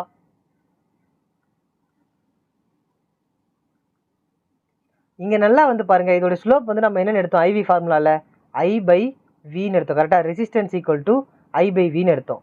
ஆர் நம்ம என்ன படிச்சிருக்கோம் ஐவி ஃபார்முலானே ரெசிப்ரோக்கல் ஆஃப் த ரெசிஸ்டன்ஸ். கரெக்டாக ரெசிப்ரோக்கல் ஆஃப் த ரெசிஸ்டன்ஸ். அப்போது 1/R அப்படின்னு தானே படிச்சிருக்கோம். 1/R தானே படிச்சிருக்கோம். Reciprocal of the resistance 1/R. இதில் நல்லா பாருங்கள். ஸோ இப்போ 1/R. ஸோ ஐ வந்து பாருங்கள் என்னது ஸ்லோப்போட ஃபார்முலா y2 - y1. கரெக்டாக y2 - y1. அப்போது 5 - 2 divided by x2 - x1 7 - 4. 5 - 2 3, 7 - 4 3. So 3 வந்து 1 டைம்ஸ் தான் 3. ஸோ அப்போ இது எத்தனை ஓம்ஸ் இருக்குது 1 ஓம்ஸ். ஸோ இது யூனிட், ஓம்ஸுங்கிறது யூனிட். அப்போது 1/Rோட வேல்யூ வந்து என்னது 1/R equal to 1/R equal to 1/1 ஓம்ஸ்ன்னு இருக்கும். கரெக்டாக 1/R ஈக்குவல் டு 1/1 ஓம்ஸ்ன்னு இருக்கும். எப்பயுமே இந்த ரெசிப்ரோக்கல் ஆஃப் த ரெசிஸ்டன்ஸை நீங்கள் கடைசியாக ரெசிஸ்டன்ஸ் வேல்யூக்கு கேட்டாங்கன்னா மாற்றி எழுதணும். ஆர்எல்ஸ் ரெசிஸ்டன்ஸ் வேல்யூக்கு எப்பயுமே எழுதி வச்சுக்கோங்க. ஓகேவா, ரெசிஸ்டன்ஸ் வேல்யூக்கு எப்பயுமே எழுதி வச்சுக்கோங்க. இது 1/, அதாவது இன்வர்ஸ் ஆஃப் த ரெசிஸ்டன்ஸாக இருக்குது. ஸோ அப்போ ரெசிஸ்டன்ஸோட வேல்யூ என்ன வரும் 1/1னாலும் 1 தான். கரெக்டாக 1/1னாலும் 1 தான். ஸோ அப்போ 1 ஓம்ஸுங்கிறது டேரெக்டாக இங்கே வந்துடும். இது ப்ராப்ளம் இல்லை. இதுவே ஃபார் எக்ஸாம்பிள் வேறு ஏதாச்சும் வருது, இதோட ஆன்சர் முடியுது. இதுவே வேறு ஏதாச்சும் வருது. ஃபார் எக்ஸாம்பிள் நம்ம சால்வ் பண்ணும்போது இன்வர்ஸ் ஆஃப் த ரெசிஸ்டன்ஸோட வேல்யூ வந்து பார்த்தீங்கன்னா 1/0.3 ஓம்ஸ்ன்னு கிடைக்குது அப்படின்னா இது எப்படி மாற்றி எழுதணும் ரெசிஸ்டன்ஸில்? ஸோ அப்போ ரெசிஸ்டன்ஸ் ஈக்குவல்ஸ் டு 0.3 ஓம்ஸ். அவ்வளோதான், 0.3 ஓம்ஸ். இந்த மாதிரி மாற்றி எழுதிக்கணும். இன்வர்ஸ் ஆஃப் த ரெசிஸ்டன்ஸாக எழுதும் போது என்னென்ன இதையும் இன்வெஸ்ட் பண்ணணும். அப்போ 1/0.3ங்கிறது 0.3/1ன்னு மாறும். 0.3/1 வந்து என்னது 0.3 தானே, அதனால தான் அப்படி எழுதியிருக்கேன். சரியா, இதில் வந்து மிஸ்டேக் பண்ணிடாதீங்க. ஸோ இது நார்மலாக கொடுத்துருக்கக்கூடிய ஒரு கிராஃப். இது நல்லா தெரிஞ்சுக்கோங்க. ஸோ எலக்ட்ரிக்கல் செல்னால் வந்து எப்படி இருக்கும், ஸோ ஒரு பாசிட்டிவ் ஒரு நெகட்டிவ் இருக்கும். பேட்ரி தான் எப்படி இருக்கும், குரூப் ஆஃப் செல்ஸாக இருக்கும். ஒரு பேட்ரி அப்படின்னாலே group of cells or combination of cells. நிறைய செல்ஸை ஒன்றா வச்சு அட்டாச் பண்ணுறோன்னா அதுதான் பேட்ரி. ஸோ ப்ளக்கு கீ ஓப்பனில் இருக்குது, ஸோ ப்ளக்கு கீ க்ளோஸில் இருக்கும். ஜாயிண்ட் ஒயர், ஒரு ஒயரை ஜாயின் பண்ணுறோம் அப்படின்னா இந்த மாதிரி தான் ஒரு பாயிண்ட் வச்சு ஜாயின் பண்ணுவோம். கிராஸ்டு ஒயர் அப்படின்னா ஜாயிண்ட்டே ஆகலைன்னா இந்த மாதிரி ஒரு ஆர்க் மாதிரி போட்டு எடுத்துகிட்டு போயிடுவோம். எலக்ட்ரிக் பல்ப், ஸோ பல்பாகவும் கொடுப்பாங்க, இந்த மாதிரி சிம்பிள் கொடுப்பாங்க. Resistor of resistance R, so இந்த ரெசிஸ்டர்னாலே இந்த சிம்பிள் தான். ரெசிஸ்டர்னாலே என்னது கரண்ட்டை வந்து ஹோல்டு பண்ணுறது ஆர் பிளாக் பண்ணுறது. ஓகேவா, ஹோல்டு இல்லை பிளாக் பண்ணுறது. Variable resistance or rheostat. இந்த ரியோஸ்டேட் அப்படிங்கிறது கரண்ட்டை வந்து ரெசிஸ்டன்ஸை வந்து கம்மி பண்ணணும் இன்க்ரீஸ் பண்ணணும். அதுக்காக நம்மளுக்கு தேவைக்கு ஏற்ற மாதிரி ரெசிஸ்டன்ஸை சேஞ்ச் பண்ணிக்கலாம். அதுக்கு ஏற்றது தான் இந்த ரியோஸ்டேட். அம்மீட்டர், ஸோ இது அம்மீட்டர், பாசிட்டிவ் நெகட்டிவ் இருக்கும். வோல்ட்மீட்டர் வி போட்டு பாசிட்டிவ் நெகட்டிவ் இருக்கும், அவ்வளோதான். ஓம்ஸ்லா, ஸோ ஓம்ஸ்லானா நல்லா பாருங்கள், இந்த ஒரு இமேஜை வச்சு நான் சொல்லிடலாம். இப்போது விங்கிறது என்னது வோல்ட். கரெக்டாக விங்கிறது பொட்டென்ஷியல் டிஃப்ரென்ஸ் வோல்டேஜ். ஸோ இந்த ஓம் சிம்பிள் போட்டுக்கல, இந்த ரெசிஸ்டன்ஸ் சிம்பிள் இது வந்து என்னது, ரெசிஸ்டன்ஸோடைய யூனிட் ஓம்ஸ். ஏ அம்மீட்டர், அம்மீட்டர் வந்து எதுக்கு, சாரி ஆம்பியர், ஆம்பியர் வந்து எதுக்கு யூஸ் பண்ணுவோம், கரெக்டாக ஏன்றது ஆம்பியர் கரண்ட். ஸோ இது என்ன பண்ணுது அப்படின்னா, வோல்டேஜ் வந்து கரண்ட்டை புஷ் பண்ணுது. வோல்டேஜ் என்ன பண்ணுது, கரண்ட்டை புஷ் பண்ணிக்கிட்டு இருக்குது. அது வி வந்து ஆம்பியரை புஷ் பண்ணிக்கிட்டு இருக்கு. ஆனால் ஓம்ஸ் என்ன பண்ணிகிட்டு இருக்கு, அந்த ஆம்பியரை நீ அவ்வளோ ஃபாஸ்ட்டாலாம் ஒன்றும் போக தேவையில்ல, நின்று நிதானமாக பொறுமையாகவே போ, கொஞ்சம் கொஞ்சமாக அப்படின்னு சொல்லிட்டு ஒரு கையில் போட்டு பிடிச்சி இழுத்துக்கிட்டு இருக்கு. அதுதான் Ohm's law. The current I flowing through a conductor is directly proportional to the potential difference V. So potential differenceம் கரண்ட்டும் என்னவா இருக்குது, டைரக்ட்லி ப்ரொபோஷனலாக இருக்குது. ஸோ இது இன்க்ரீஸ் ஆச்சுன்னா அதுவுமே இன்க்ரீஸ் ஆகும். ஸோ அதுதான் டைரக்ட்லி ப்ரொபோஷனல். ஸோ இதோடைய ஃபார்முலா வந்து என்னது, V equal to IR, V equal to IR, V equal to I into R. அதாவது விங்கிறது என்னது, வோல்டேஜ், ஈக்குவல்ஸ் டு எப்படி இருக்கான், கரண்ட்டு அண்டு ரெசிஸ்டன்ஸ். ஓகேவா, V equal to IR. So V வந்து பொட்டன்ஷியல் டிஃப்ரென்ஸ், அதோட யூனிட் வந்து பார்த்தீங்கன்னா வோல்ட். ஸோ கரண்ட்டு ஐன்றது கரண்ட்டு, அதோட யூனிட் வந்து ஆம்பியர். ஆருங்கிறது ரெசிஸ்டன்ஸ், அதோட யூனிட் வந்து பார்த்தீங்கன்னா ஓம்ஸ். ஓகேவா, ஓம்ஸ்லாங்கிறது இவ்வளோதான், ரொம்ப ரொம்ப simple. Factors on which the resistance of a conductor depends. Okay, so ஒரு கண்டக்டரில் ரெசிஸ்டன்ஸ் நடக்குது இல்லை, ரெசிஸ்டர் வச்சு ரெசிஸ்டன்ஸ் நடக்குது. அதில் என்னென்ன ஃபேக்டர்ஸ்லாம் வந்து இன்க்ளூட் ஆகிருக்கு அப்படின்னா மொத்தம் 4 இருக்குது. என்னென்ன இருக்குது அப்படின்னா நம்ம இப்போ தான் வந்து பார்த்தோம். அதை லென்த் ஆஃப் த கண்டக்டர், ஒன்று வந்து பார்த்தீங்கன்னா லென்த் ஆஃப் த கண்டக்டர், லென்த்தை வந்து எல்லாம் நம்ம டிவைட் பண்ணுவோம். ஸோ ரெசிஸ்டன்ஸ் வந்து பார்த்தீங்கன்னா directly proportional to the length. இது வந்து பார்த்தீங்கன்னா ஃபஸ்ட் ஈக்குவேஷன் ஞாபகம் வச்சுக்கோங்க. அப்படின்னா என்ன அர்த்தம் அப்படின்னா, ரெசிஸ்டன்ஸ் இன்க்ரீஸ் ஆகுது அப்படின்னா லென்த்துமே, அதோட லென்த் எப்படி இருக்கும், பெருசாக தான் இருக்கும். இப்போ ரெசிஸ்டன்ஸ் அதிகமாக இருக்குன்னா லென்த்துமே பெருசாக தான் இருக்கும்னு அர்த்தம். சரியா, அதுதான் டைரக்ட்லி ப்ரொபோஷனல். அதே மாதிரி second one, area of cross section.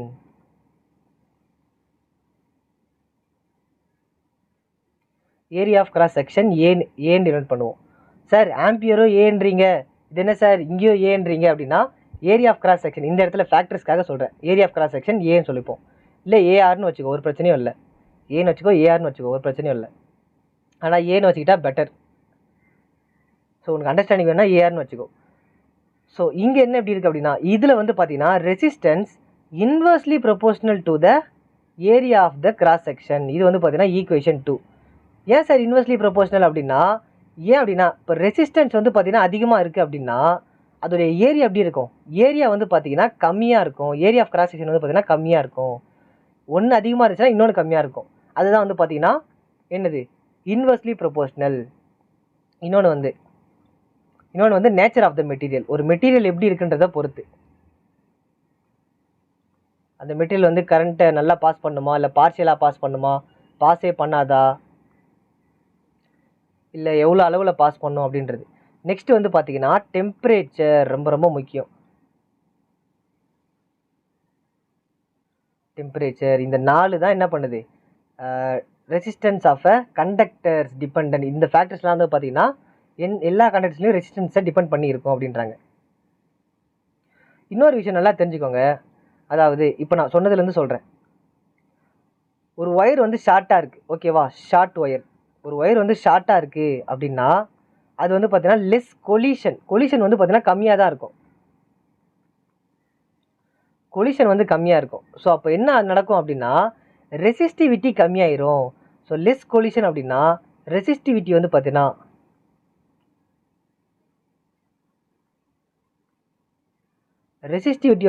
கம்மியாயிரும். கம்மி கொலிஷனாக இருந்துச்சு அப்படின்னா ரெசிஸ்டிவிட்டி கம்மியாக இருக்கும். அதே மாதிரி லாங் ஒயர் அப்படின்னா, ஒயர் வந்து பார்த்தீங்கன்னா இப்போ லாங்காக இருக்குது, ஒயர் வந்து லாங்காக இருக்குன்னா அதிக கொலிஷன் நடக்கும், மோர் கொலிஷன், நிறைய கொலிஷன் நடக்கும். ஸோ நிறைய கொலிஷன் நடந்தால் ரெசிஸ்டிவிட்டி என்ன ஆயிரும், அதிகமாயிரும்.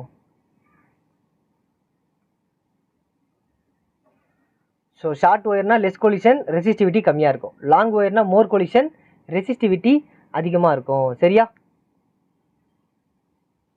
நெக்ஸ்ட் இப்போ வந்து பாருங்க, இது வந்து பார்த்தீங்கன்னா ஒரு தின் ஒயர். இது வந்து பார்த்தீங்கன்னா ஒரு தின் ஒயர், ஃபர்ஸ்ட் ஒன். இது வந்து பார்த்தீங்கன்னா தின் ஒயர். இது வந்து செகண்ட் ஒன். இது பாருங்க ஒயர் எப்படி இருக்குது, திக்காக இருக்குது, திக் ஒயர். சரியா, தின் ஒயர், திக் ஒயர். இதில் நல்லா பாருங்கள், area of cross section. Area of cross செக்ஷன்றது திக்னஸை பொறுத்து சொல்கிறது தான் ஏரியா ஆஃப் கிராஸ் செக்ஷன். சரியா? நம்ம ஏரியா ஆஃப் கிராஸ் செக்ஷன் என்ன படிச்சிருக்கோம்? Resistance inversely proportional to the area of cross section சொல்லிட்டு படிச்சிருக்கோம். கரெக்டாக? ரெசிஸ்டன்ஸ் எப்படி இருக்குது? Inversely proportional to the area of cross section. அதை தான் நம்ம இவ்வளோ நேரம் பார்த்துக்கிட்டு இருந்தோம். சரி, இதில் ஃபஸ்ட் ஒன் வந்து பாருங்கள். ஃபஸ்ட் ஒன் வந்து தின் ஒயர். ஒயர் வந்து தின்னாக இருக்குது. அப்போ ஏரியா வந்து எப்படி இருக்குது? அதோட ஏரியா எப்படி இருக்குது? கம்மியாக தானே இருக்குது. ஏரியாங்கிறது என்னது? எவ்வளோ ஸ்பேஸை அது பிடிச்சி வச்சிருக்குன்றதா ஏரியா. டோட்டல் ஏரியா எவ்வளோனா இது எவ்வளோ பெருசாக இருக்குன்றது தான். ஸோ தின் ஒயரில் ஏரியா எப்படி இருக்குது? கம்மியான ஏரியா. இவ்வளோதான் இருக்குது. இவ்வளோதான் இருக்குது. கரெக்டாக இவ்வளோதான் இருக்குது. கம்மியாக தான் இருக்குது. ஸோ அப்போது ஏரியா வந்து கம்மியாக இருக்குது comparing to the thick wire. அப்போ தின் ஒயரில் ஏரியா கம்மியாக இருக்குது. அப்போ என்ன நடக்கும் அப்படின்னா மோர் கொலிஷன். முன்ன பார்த்ததே தான் மோர் கொலிஷன். மோர் கொலிஷன் அப்படின்னா முன்ன நம்ம பார்த்தது லென்த். இது வந்து பார்த்தீங்கன்னா ஏரியாவில் பார்த்துக்கிட்டு இருக்கோம். மோர் கொலிஷன் அப்படின்னா ரெசிஸ்டிவிட்டி எப்படி இருக்கும்? ரெசிஸ்டிவிட்டி அதிகமாக இருக்கும். அதாவது ஏரியா கம்மியாக இருக்குது அப்படின்னா ரெசிஸ்டிவிட்டி அதிகமாக இருக்கும். ஏன்? அதுதான் இன்வெர்ஸ்லி ப்ரொபோஷனல். ஏரியா கம்மியாக இருந்தால் ரெசிஸ்டிவிட்டி அதிகமாக இருக்கும். அதுதான் இன்வெர்ஸ்லி ப்ரொபோஷனல். இப்போ செகண்ட் திக் ஒயருக்கு பாருங்கள். திக் ஒயருக்கு ஏரியா வந்து பாருங்கள் இவ்வளோ பெரிய இடம். கரெக்டாக? பெரிய இடம் இது நல்லா. ஸோ அப்போ ஏரியா வந்து எப்படி இருக்குது? ஏரியா வந்து அதிகமாக இருக்குது. ஏரியா அதிகமாக இருந்தால் ரெசிஸ்டிவிட்டி எப்படி இருக்கும்? ஸோ கொலிஷன் வந்து பார்த்திங்கன்னா கம்மியாக தான் இருக்கும். Less collision. அப்போ லெஸ் கொலிஷன். ஸோ ஏரியா அதிகமாக இருந்தால் ரெசிஸ்டிவிட்டி எப்படி இருக்கும் அப்படின்னா கம்மியாக இருக்கும். ரெசிஸ்டிவிட்டி கம்மியாக இருக்கும். ரெசிஸ்டிவிட்டினா கரண்ட்டை வந்து பிளாக் பண்ணுறது, தடை பண்ணுறது, அவ்வளோதான். இப்போ ஏரியா வந்து கம்மியாக இருக்குது. அப்போ என்ன பண்ணும்? கரண்ட்டு தடை பண்ணுறது வந்து அதிகமாக இருக்கும். ஏரியா பெருசு அதிகமாக இருக்குது அப்படின்னா கரண்ட்டை தடை பண்ணுறது கம்மியாக இருக்கும். அவ்வளோதான். So if area decreases resistivity increases. If area increases resistivity decreases. இதுதான் இன்வெர்ஸ்லி ப்ரொபோஷனல். சரியா? டைரக்ட்னா ரெண்டுமே இன்க்ரீஸ் ஆகும். இன்வெர்ஸ்னா ஒன்று இன்க்ரீஸ் ஆகும், ஒன்று டிக்ரீஸ் ஆகும். அவ்வளோதான். இப்போ இதை வச்சு ஒரு ஈக்குவேஷன் இருக்குது. என்ன ஈக்குவேஷன்னா ஃபஸ்ட் ஈக்குவேஷன் நம்ம என்னென்னு படித்தோம்? லென்த்தை வச்சு resistivity directly proportional to length. இது வந்து பார்த்தீங்கன்னா ஃபஸ்ட் ஈக்குவேஷன். செகண்ட் ஈக்குவேஷன் என்னென்னு பார்த்தோம்? Resistivity inversely proportional to the area. இது வந்து செகண்ட் ஈக்குவேஷன். சரியா? ஸோ இப்போ கம்பைனிங் 1 and 2.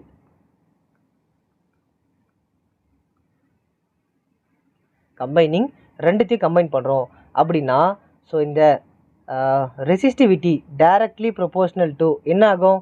ரெண்டுத்தையும் நான் மல்டிப்ளை பண்ணுறேன் அப்படின்னா ஸோ ஆர் எல்லுன்னு இருக்கும். So multiply by R inversely proportional to 1/a. So இது என்ன ஆகும்? ஆர் சேமாக தான் இருக்குது. ஸோ அதுக்கப்புறம் என்ன இருக்குது? ப்ரொபோஷனல், இன்வெர்ஸ்லி ப்ரொபோஷனல், ப்ரொபோஷனல் இதுதான் இருக்குது. கரெக்டாக? Inversely proportional, proportional. ஸோ அப்போ எல் எடுத்துகிட்டு போய்ட்டு நான் 1 கூட மல்டிப்ளை பண்ணேன்னா எல் இன்ட்டு 1 எல்லுன்னு தான் வரப்போகுது. கரெக்டாக? அப்போ R inversely proportional to length by ஏரியான்னு சொல்லிட்டு நம்மளுக்கு ஈக்குவேஷன் ஃபார்ம் ஆக போகுது. சரி, இப்போ நான் என்ன பண்ணுறேன்? இந்த ப்ரொபோஷனலை ரிமூவ் பண்ணுறேன். ப்ரொபோஷனலை ரிமூவ் பண்ணுறதுனால இங்கே நான் இடத்துல அதை ரிமூவ் பண்ணுறதுக்கு நான் எக்ஸ்ட்ரா ஒன்று ஆட் பண்ணணும். ஸோ என்ன ஆட் பண்ணலாம் அப்படின்னா ரோ அப்படின்றத ஒன்று ஆட் பண்ணுறேன். ஏன் சார் ரோன்றதை ஆட் பண்ணுறேன்? ரோனா என்ன அப்படின்னா ரோ அப்படின்னா ப்ரொபோஷனாலிட்டி கான்ஸ்டன்ட். ஓகேவா? ஏன்னா ப்ரொபோஷனலை தானே ரிமூவ் பண்ணுறேன். அது டைரக்ட்லி ப்ரொபோஷனலோ இன்வெர்ஸ்லோ ப்ரொபோஷனலோ ரிமூவ் பண்ணுறேன். ஆனால் அதை ரிமூவ் பண்ணால் ரோன்றதை போடணும். ஏன்னா ரோன்றது proportionality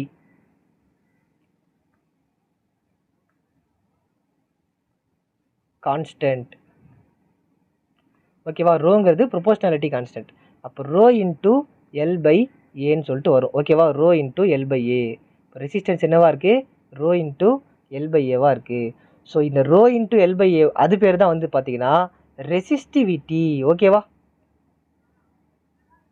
R equals to rho into L by A.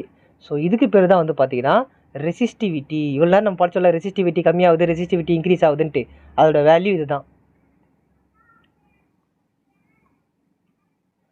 Resistivity அதாவது இது நம்ம என்ன யூனிட் சொல்லுவோம் அப்படின்னா ஓம் மீட்டர்ஸ்ன்னு சொல்லுவோம். இதுதான் வந்து பார்த்தீங்கன்னா யூனிட். ஓம் மீட்டர் இதுதான் வந்து பார்த்தீங்கன்னா யூனிட். ஓகேவா?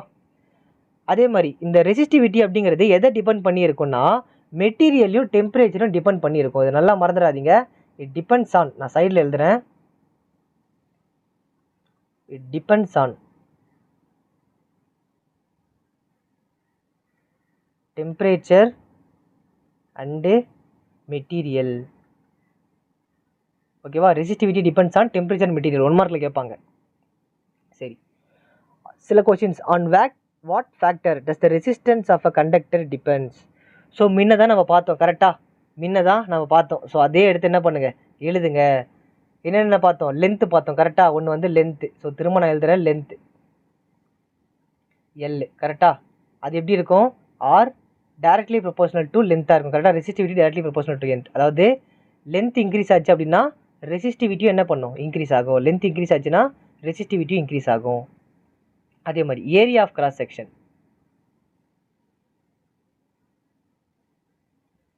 ஏரியா ஆஃப் கிராஸ் செக்ஷன் இது என்னன்னு பார்த்தோம், resistivity inversely proportional to the ஏரியான்னு சொல்லிட்டு பார்த்தோம் கரெக்டாக. அப்படின்னா என்ன, திக் ஒயராக இருந்துச்சு அப்படின்னா என்னவா இருக்கும், திக் ஒயராக இருக்குது அப்படின்னா திக் ஒயரானது ஏரியா வந்து அதிகம். அப்போ ஏரியா அதிகமாக இருந்துச்சு அப்படின்னா ரெசிஸ்டிவிட்டி எப்படி இருக்கும், கம்மியாக இருக்கும். சரியா. அதே மாதிரி nature of the material. Nature of the material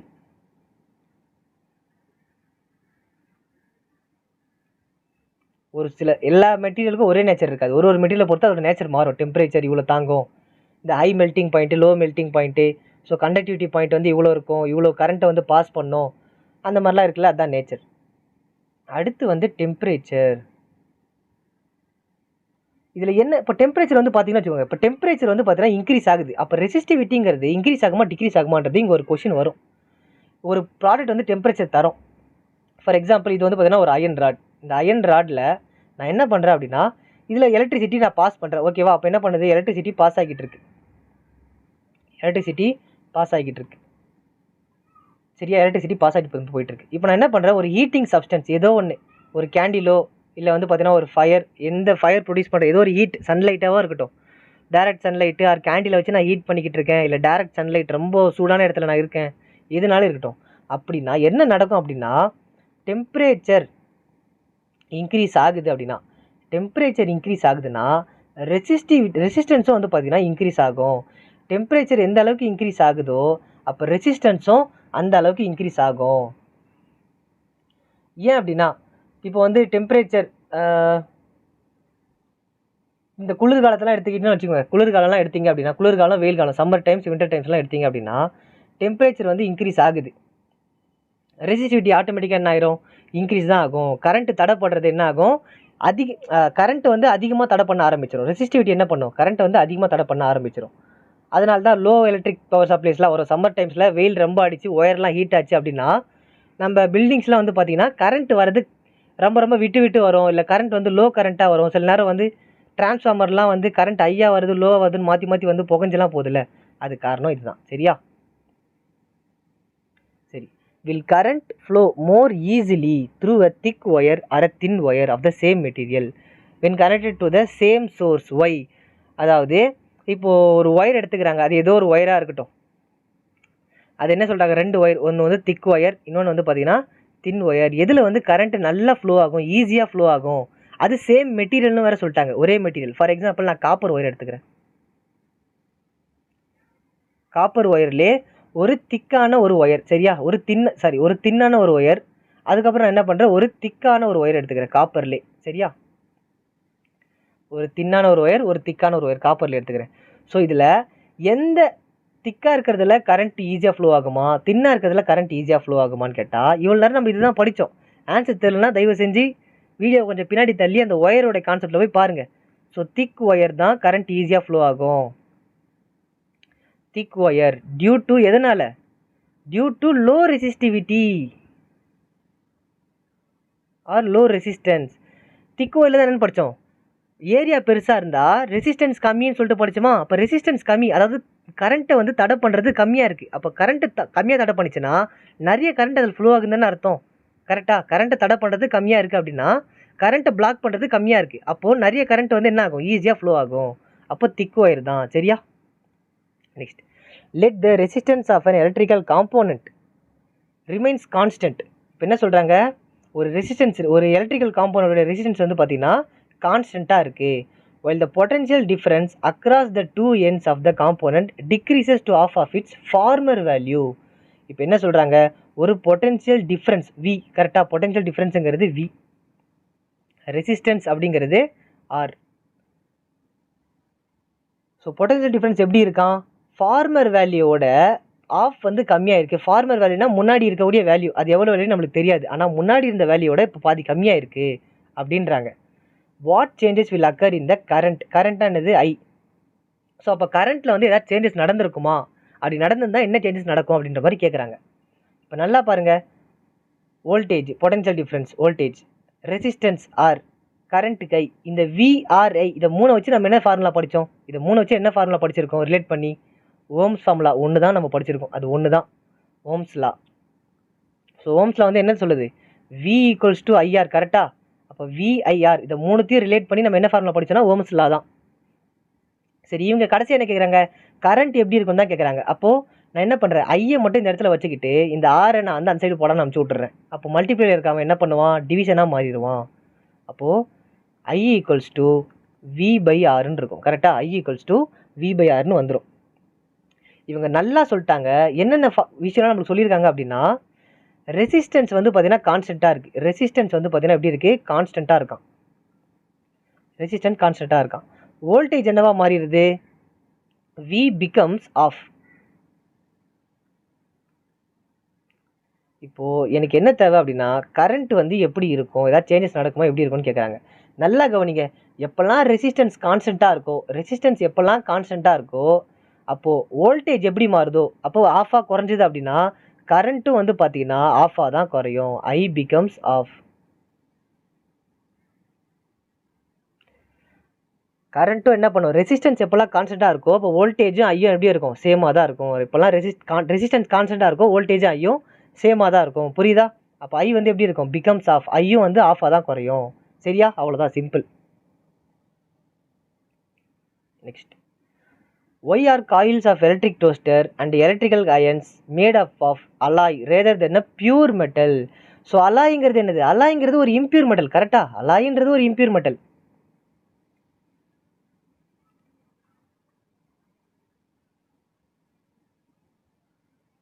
R combination of metals, கரெக்டாக. அலாய்ங்கிறது combination of metals, pure metal கிடையாது.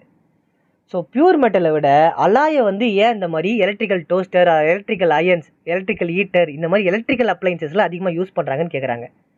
அலாய் அப்படிங்கிறது வந்து பார்த்தீங்கன்னா அதோடைய டெம்பரேச்சர் எப்படி இருக்கும் அப்படின்னா ஹை ரெசிஸ்டிவிட்டி. ஓகேவா? அலாய்ங்கிறது வந்து பார்த்தீங்கன்னா ஹை ரெசிஸ்டிவிட்டி.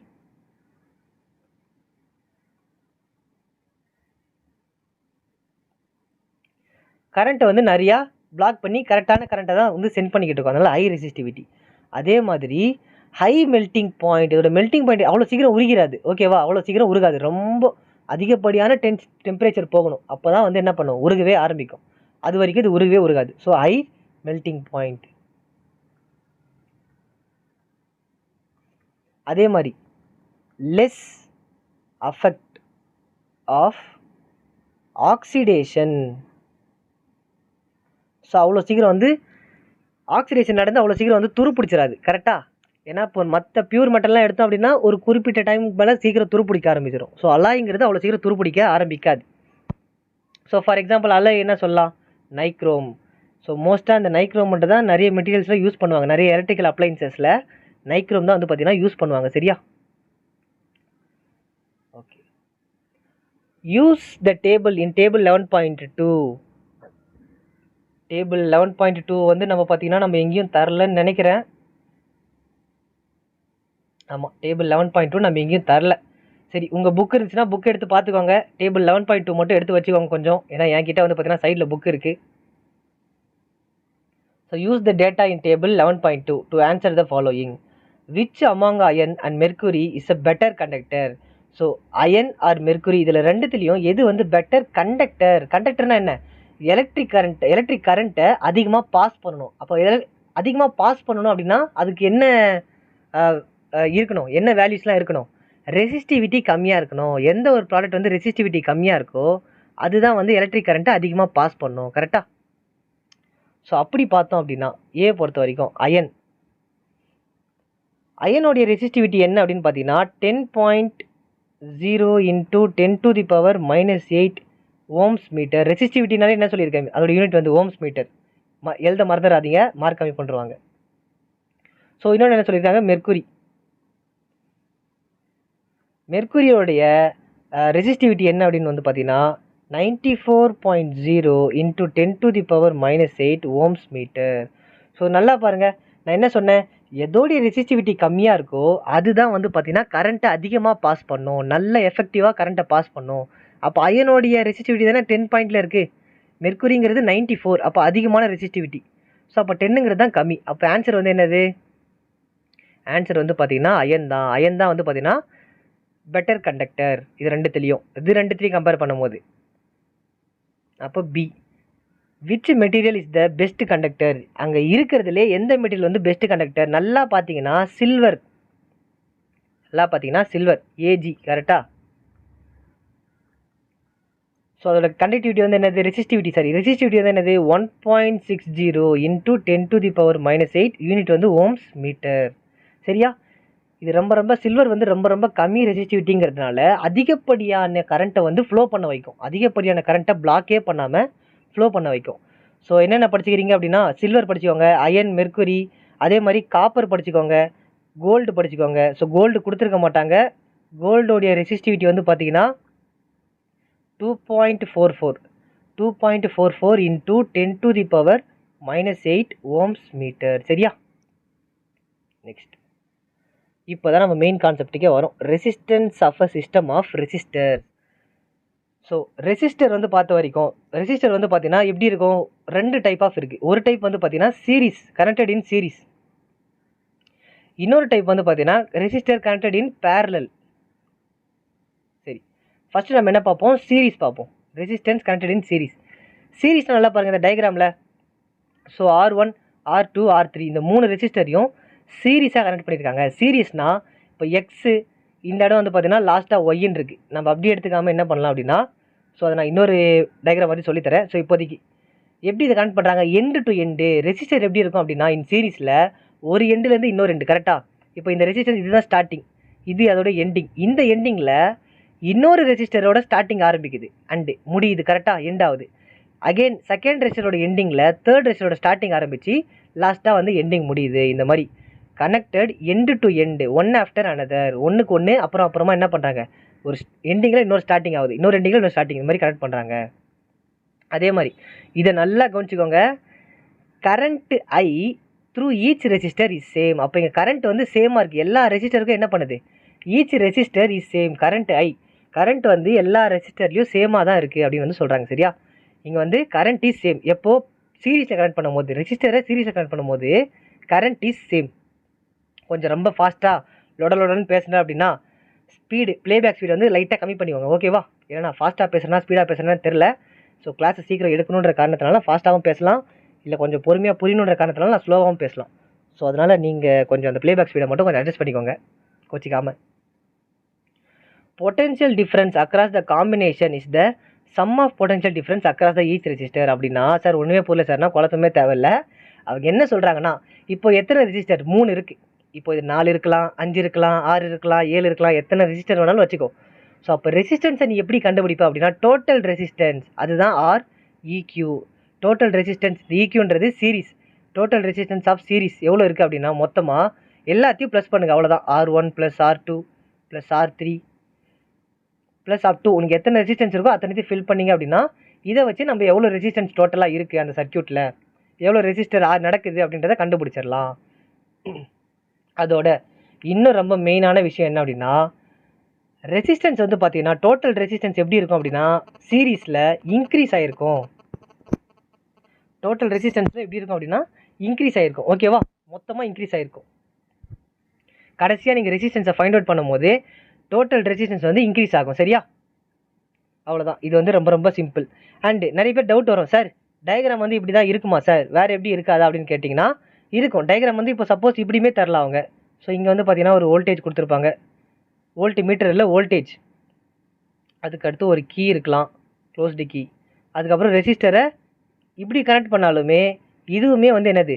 சீரீஸில் தான் கனெக்ட் பண்ணியிருக்காங்க. பேரலல் நினச்சிக்காங்க, மேலேருந்து கீழே கனெக்ட் பண்ணியிருக்காங்க. அப்போ இது பேரலல் அப்படின்னு நினச்சக்கூடாது, ஆர்டராக கனெக்ட் பண்ணியிருக்காங்க. பாருங்கள், இங்கே ஸ்டார்ட் ஆகுதா, இங்கே முடியுது, மறுபடியும் இங்கே இன்னொரு ரெசிஸ்டருடைய ஸ்டார்டிங் ஆகுதும், இங்கே முடியும், மறுபடியும் இது இங்கே ஸ்டார்ட் ஆகும், இங்கே முடியும். இந்த மாதிரி எண்டு டு எண்டு கனெக்ட் பண்ணுறது எல்லாமே சீரீஸில் தான் கனெக்ட் பண்ணியிருக்காங்க அப்படின்றது அர்த்தம். சரியா?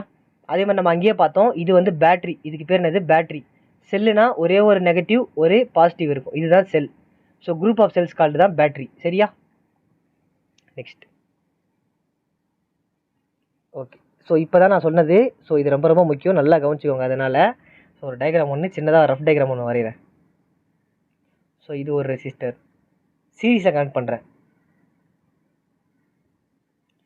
ஸோ இங்கே வந்து பார்த்தீங்கன்னா ஒரு வோல்டேஜ் கொடுத்துட்றேன். சரி, இப்போ நான் என்ன பண்ணுறேன் அப்படின்னா, இது வந்து பார்த்தீங்கன்னா என்னது R1, இது R2, இது வந்து பார்த்தீங்கன்னா R3. அதே மாதிரி ஸோ ஒரு வேல்யூ தந்துடுறேன். இதோட ஸ்டார்டிங் வந்து பார்த்தீங்கன்னா ஏன்னு நான் கொடுத்துக்கிறேன், எண்டிங் வந்து B, இது வந்து C, இது வந்து பார்த்தீங்கன்னா D. இப்போ என்ன அப்படின்னா ஏலேருந்து B கரெக்டாக. இப்போ நான் என்ன பண்ணுறேன், ரெசிஸ்டன்ஸ் ஏ எடுத்துக்கிறேன். ஸோ ஏ அண்டு பி கரெக்டாக. ஸோ இந்த எண்டிங்லேருந்து நான் என்ன பண்ணுறேன், அகெயின் செகண்ட் ரெசிஸ்டன்ஸ், இது R1, அகெயின் செகண்ட் ரெசிஸ்டன்ஸை இதோட நான் கனெக்ட் பண்ணுறேன், எண்டு டு எண்டு. ஸோ இந்த எண்டுலேருந்து செகண்ட் ரெசிஸ்டன்ஸை நான் கனெக்ட் பண்ணுறேன். அப்போ பிலேருந்து எனக்கு என்ன வருது, சிக்கு போகுது. அப்போ இது வந்து R2 ரெசிஸ்டன்ஸ். அகெயின் இன்னொரு ரெசிஸ்டன்ஸ் என்ன பண்ணுறேன், எண்ட் ஆஃப் த சிலேருந்து கனெக்ட் பண்ணுறேன். ஸோ இது ஸ்டார்டிங் ஆயிரும் எனக்கு. ஸோ அப்போது இது வந்து பார்த்தீங்கன்னா R3. ஸோ இது வந்து பார்த்தீங்கன்னா கடைசியில் டியில் முடியும் கரெக்டாக. இதுதான் வந்து end to end resistor. So இது நல்லா பார்த்தீங்கன்னா இது வோல்டேஜ் 1 இங்கே கிராஸ் ஆகும். ஏன்னா R1 கீழே வோல்டேஜ் 1. வோல்டேஜ் 1ங்கிறது என்னது, இங்கேருந்து இது வரைக்கும் போகக்கூடிய வோல்டேஜ். அகெயின் இங்கேருந்து இது வரைக்கும் போகக்கூடிய வோல்டேஜ் வந்து பார்த்தீங்கன்னா V2. அகெயின் இந்த ஸ்டார்டிங்லேருந்து இந்த எண்டிங் வரைக்கும் போகக்கூடிய வோல்டேஜ் வந்து பார்த்தீங்கன்னா V3. அதே மாதிரி கரண்ட்டும் எல்லாமே ஒன்று தான். ஸோ இங்கே வந்து பார்த்தீங்கன்னா கரண்ட் 1 இருக்கும். ஸோ கரண்ட் 2 I2, இது வந்து I3. ஓகேவா.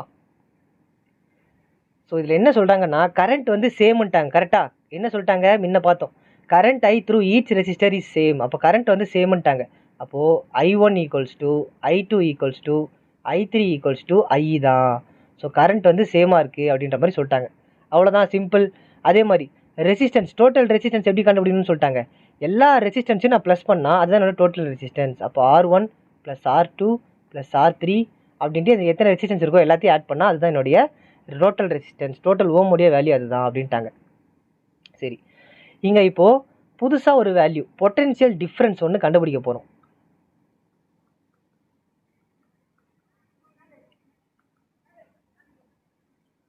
பொட்டென்ஷியல் டிஃப்ரென்ஸ் எப்படி கண்டுபிடிக்கணும் அப்படின்னா, ஹையர் டு லோவர். ஓகேவா, higher voltage to lower voltage, higher to lower potential difference கண்டுபிடிக்கணும் அப்படின்னா, ஃபார் எக்ஸாம்பிள் இப்போ நான் என்ன பண்ணுறேன், வோல்டேஜ் பொட்டென்ஷியல்னால என்னது வோல்டேஜ் தானே. So V. அப்போ எத்தனை பாயிண்ட் இருக்குது, மொத்தம் 3 பாயிண்ட் இருக்குது. அப்போ 3 பாயிண்ட்டுக்கும் தனித்தனியாக கண்டுபிடிக்கணும், ஒரு ரெசிஸ்டர்ஸை வச்சு கண்டுபிடிக்கணும். ஃபஸ்ட்டு நான் என்ன பண்ணுறேன், இந்த AB ரெசிஸ்டரை எடுத்துக்கிறேன். ஓகேவா, ஃபஸ்ட்டு நான் என்ன பண்ணுறேன், இந்த AB வரைக்கும் நான் எடுத்துக்கிறேன். ஸோ AB வரைக்கும் எடுத்தேன்னா 2 பாயிண்ட் கரெக்டாக, ஒன்று வந்து A பாயிண்ட், இன்னொன்று வந்து பார்த்தீங்கன்னா பாயிண்ட் B. ஸோ இந்த 2 பாயிண்ட் வச்சு நான் எடுத்துக்கிறேன். ஸ்டார்டிங்கில் சொன்னல பொட்டென்ஷியல் டிஃப்ரென்ஸ், பார்க்கலாம் போய் பார்த்துட்டு வந்துருங்க. So voltage of potential difference of A difference potential of P equals to, so VA, ஏங்கிறது வந்து என்னது, ஏங்கிறது வந்து பார்த்தீங்கன்னா ஃபஸ்ட்டு இது, அப்போ R1 கரெக்டாக, R1. ஸோ அப்போ அதோட R1ஓட வேல்யூ வந்து என்னது I1, நெக்ஸ்ட்டு R1. அதே மாதிரி செக்ஷனில் என்ன பண்ணிக்கிறேன், அடுத்து நான் பியும் சியும் எடுத்துக்கிறேன். ஓகேவா, பியும் சியும் எடுத்தேன்னா voltage of B difference voltage of C, இது ரெண்டுத்துக்கு எடுத்தேன்னா அதோட வேல்யூ வந்து என்னது R2. அப்போ அது I2. இப்போ I2 R2. அதே மாதிரி தான். அப்போ அடுத்து CD எடுத்துக்கிறேன். அப்போது voltage of C2 difference of voltage of D. அப்போ அது வந்து பார்த்தீங்கன்னா I3 R3. ஸோ இந்த மாதிரி இருக்கும் கரெக்டாக. ஸோ இது எதுக்கு நம்ம எடுத்துருக்கோம் அப்படின்னா, இதை வச்சு ஒரு ஈக்குவேஷன்ஸ் வரும், அதை சால்வ் பண்ணுறதுக்காக நம்ம எடுத்து எழுதியிருக்கோம். ஸோ நான் ஓம்ஸில் என்னென்னு படிச்சிருக்கோம், ஓம்ஸில் according to ஓம்ஸில் V = I × R. கரெக்டாக, V = I × R. இங்கே என்ன சொல்ல வராங்க அப்படின்னா, இன்னும் கொஸ்டின்லேயே பார்த்தோம், ரெசிஸ்டன்ஸ் என்ன கிடைக்குது, ஃபைனலாக அதிகமாக தான் நடக்குது. ரெசிஸ்டன்ஸ் இங்கே அதிகமாகுது சீரீஸில் கனெக்ட் பண்ணும்போது. அப்போது ரெசிஸ்டர் இன் சீரீஸாக இருந்துச்சு அப்படின்னா, ரெசிஸ்டன்ஸ் எப்படி இருக்கும் அப்படின்னா அதிகமாக தான் இருக்கும். ஓகேவா, ரெசிஸ்டர் சீரியஸாக இருந்துச்சு அப்படின்னா ரெசிஸ்டன்ஸ் அதிகமாக தான் இருக்கும், மறந்துடாதீங்க. நெக்ஸ்ட் இப்போ வந்து பேரலல். ஸோ இங்கே அதே மாதிரி தான். ஸோ ரெசிஸ்டர்ஸ் இன் பேரலல் நல்லா கவனிச்சிங்க அப்படின்னா, பேரலல் வந்து பாருங்கள், ஸ்டார்டிங் பாயிண்ட்டும் எண்டிங் பாயிண்ட்டும் எல்லாத்துக்குமே சேம், எல்லாமே ஒரே பாயிண்ட்டில் தானே கனெக்ட் ஆகுது. ஸோ இங்கே பாருங்கள், இப்போ என்ன நடக்கும் அப்படின்னா, கரண்ட்டை வந்து ஈக்குவலாக ஸ்ப்ளிட் பண்ணி கொடுத்துரும். ஸோ இங்கே பாதின்னு ஈக்குவலாக ஸ்ப்ளிட் ஆகி போயிடும். அதே மாதிரி ஆஃப்டர் ரெசிஸ்டன்ஸ் வரக்கூடிய கரண்ட் எல்லாமே என்ன பண்ணும் அப்படின்னா ஒரே பாயிண்டில் தான் மீட் ஆகும். இங்கேயுமே வந்து என்ன பண்ணும், எல்லா ஈக்குவலாக வந்து இங்கே ஒரே இடத்துல மீட் ஆகி கம்பைன் ஆயிரும். சரியா, அதுதான் பேரலலுக்கும் ரெசிஸ்டன்ஸுக்கும் வித்தியாசம். அதே மாதிரி முன்ன வந்து பார்த்தீங்கன்னா எண்டு டு எண்டு, இது வந்து பார்த்தீங்கன்னா சைடு பை சைடு, பேரலல் வந்து பார்த்தீங்கன்னா side by side, both ends join, ஸ்டார்டிங்கோ எண்டிங்கோ ஜாயினிங்காக தான் இருக்கும். ஸோ சைடு பை சைடாக கனெக்ட் ஆகிருக்கும். முன்ன பார்த்தது எண்டு டு எண்டு கனெக்ஷன், கரெக்டாக முன்ன பார்த்தது எண்டு டு எண்டு கனெக்ஷன், சீரீஸில் எண்டு டு எண்டு, பேரலில் சைடு பை சைடு. அதே மாதிரி சீரீஸில் கரண்ட் வந்து சேமாக இருக்கும், ஈச் ரெசிஸ்டருக்கும். பேரலில் வோல்டேஜ் சேமாக இருக்கும், voltage across each resistor is same. சரியா, வோல்டேஜ் சேமாக இருக்கும். அதே மாதிரி இதில் வந்து பார்த்தீங்கன்னா இன்வர்ஸ் ஆஃப் த ரெசிஸ்டர், ஓகேவா, ரெசிப்ரோக்கல் ஆஃப் த ரெசிஸ்டர். அதே மாதிரி தான் நம்ம எப்படி விஐ கிராஃப் பார்த்துட்டு ஐவி கிராஃப் பார்த்தோம், அதில் ரெசிப்ரோக்கல் ஆஃப் த ரெசிஸ்டன்ஸ், அதே மாதிரி தான் இதுவும் பேரல் வந்து பார்த்தீங்கன்னா reciprocal of the resistance. So இங்கே என்ன பண்ணுறாங்க அப்படின்னா 1/, ஸோ இதான் ரெசிப்ரோக்கல் ஆஃப் த ரெசிஸ்டன்ஸ். எல்லா ரெசிஸ்டரோட வேல்யூவும் தெரியணும் அப்படின்னா அதோடைய inverse reciprocal. So 1/Req total resistance இந்த parallel series. So 1/R1 + 1/R2 + 1/R3 up to எத்தனை ரெசிஸ்டன்ஸ் இருக்கோ எல்லாத்தையும் ஆட் பண்ணால் வந்துடும். அதே மாதிரி சீரீஸில் டோட்டல் ரெசிஸ்டன்ஸ் வந்து இன்க்ரீஸ் ஆகும், ஆனால் இங்கே டோட்டல் ரெசிஸ்டன்ஸ் வந்து டிக்ரீஸ் ஆகும் இன் பேரலல். ஓகேவா, சரி, இதையும் அதே மாதிரி நல்லா எக்ஸ்பிளைன் பண்ணோம் அப்படின்னா இங்கே பாருங்கள். சரி, ஓகே, நான் என்ன பண்ணிக்கிறேன் அப்படின்னா ஒரு சிம்பிள் சர்க்யூட் வரைஞ்சிக்கிறேன், ஒரு பேட்டரி வரைஞ்சிக்கிறேன். சரி, ஒரு பேட்டரி வரைஞ்சாச்சு.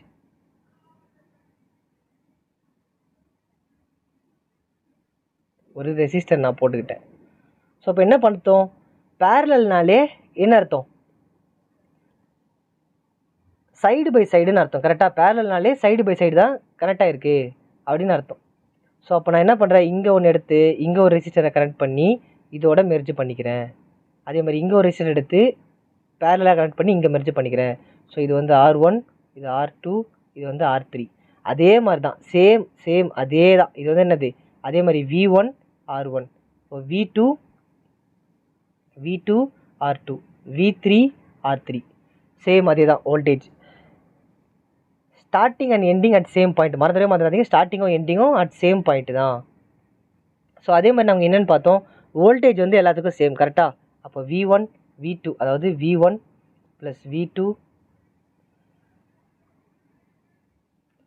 V2 V3 V தான். கரெக்டாக, வோல்டேஜ் வந்து ஏன் எல்லாத்துக்கும் சேம் தான் அப்படின்ற மாதிரி தானே சொன்னோம்.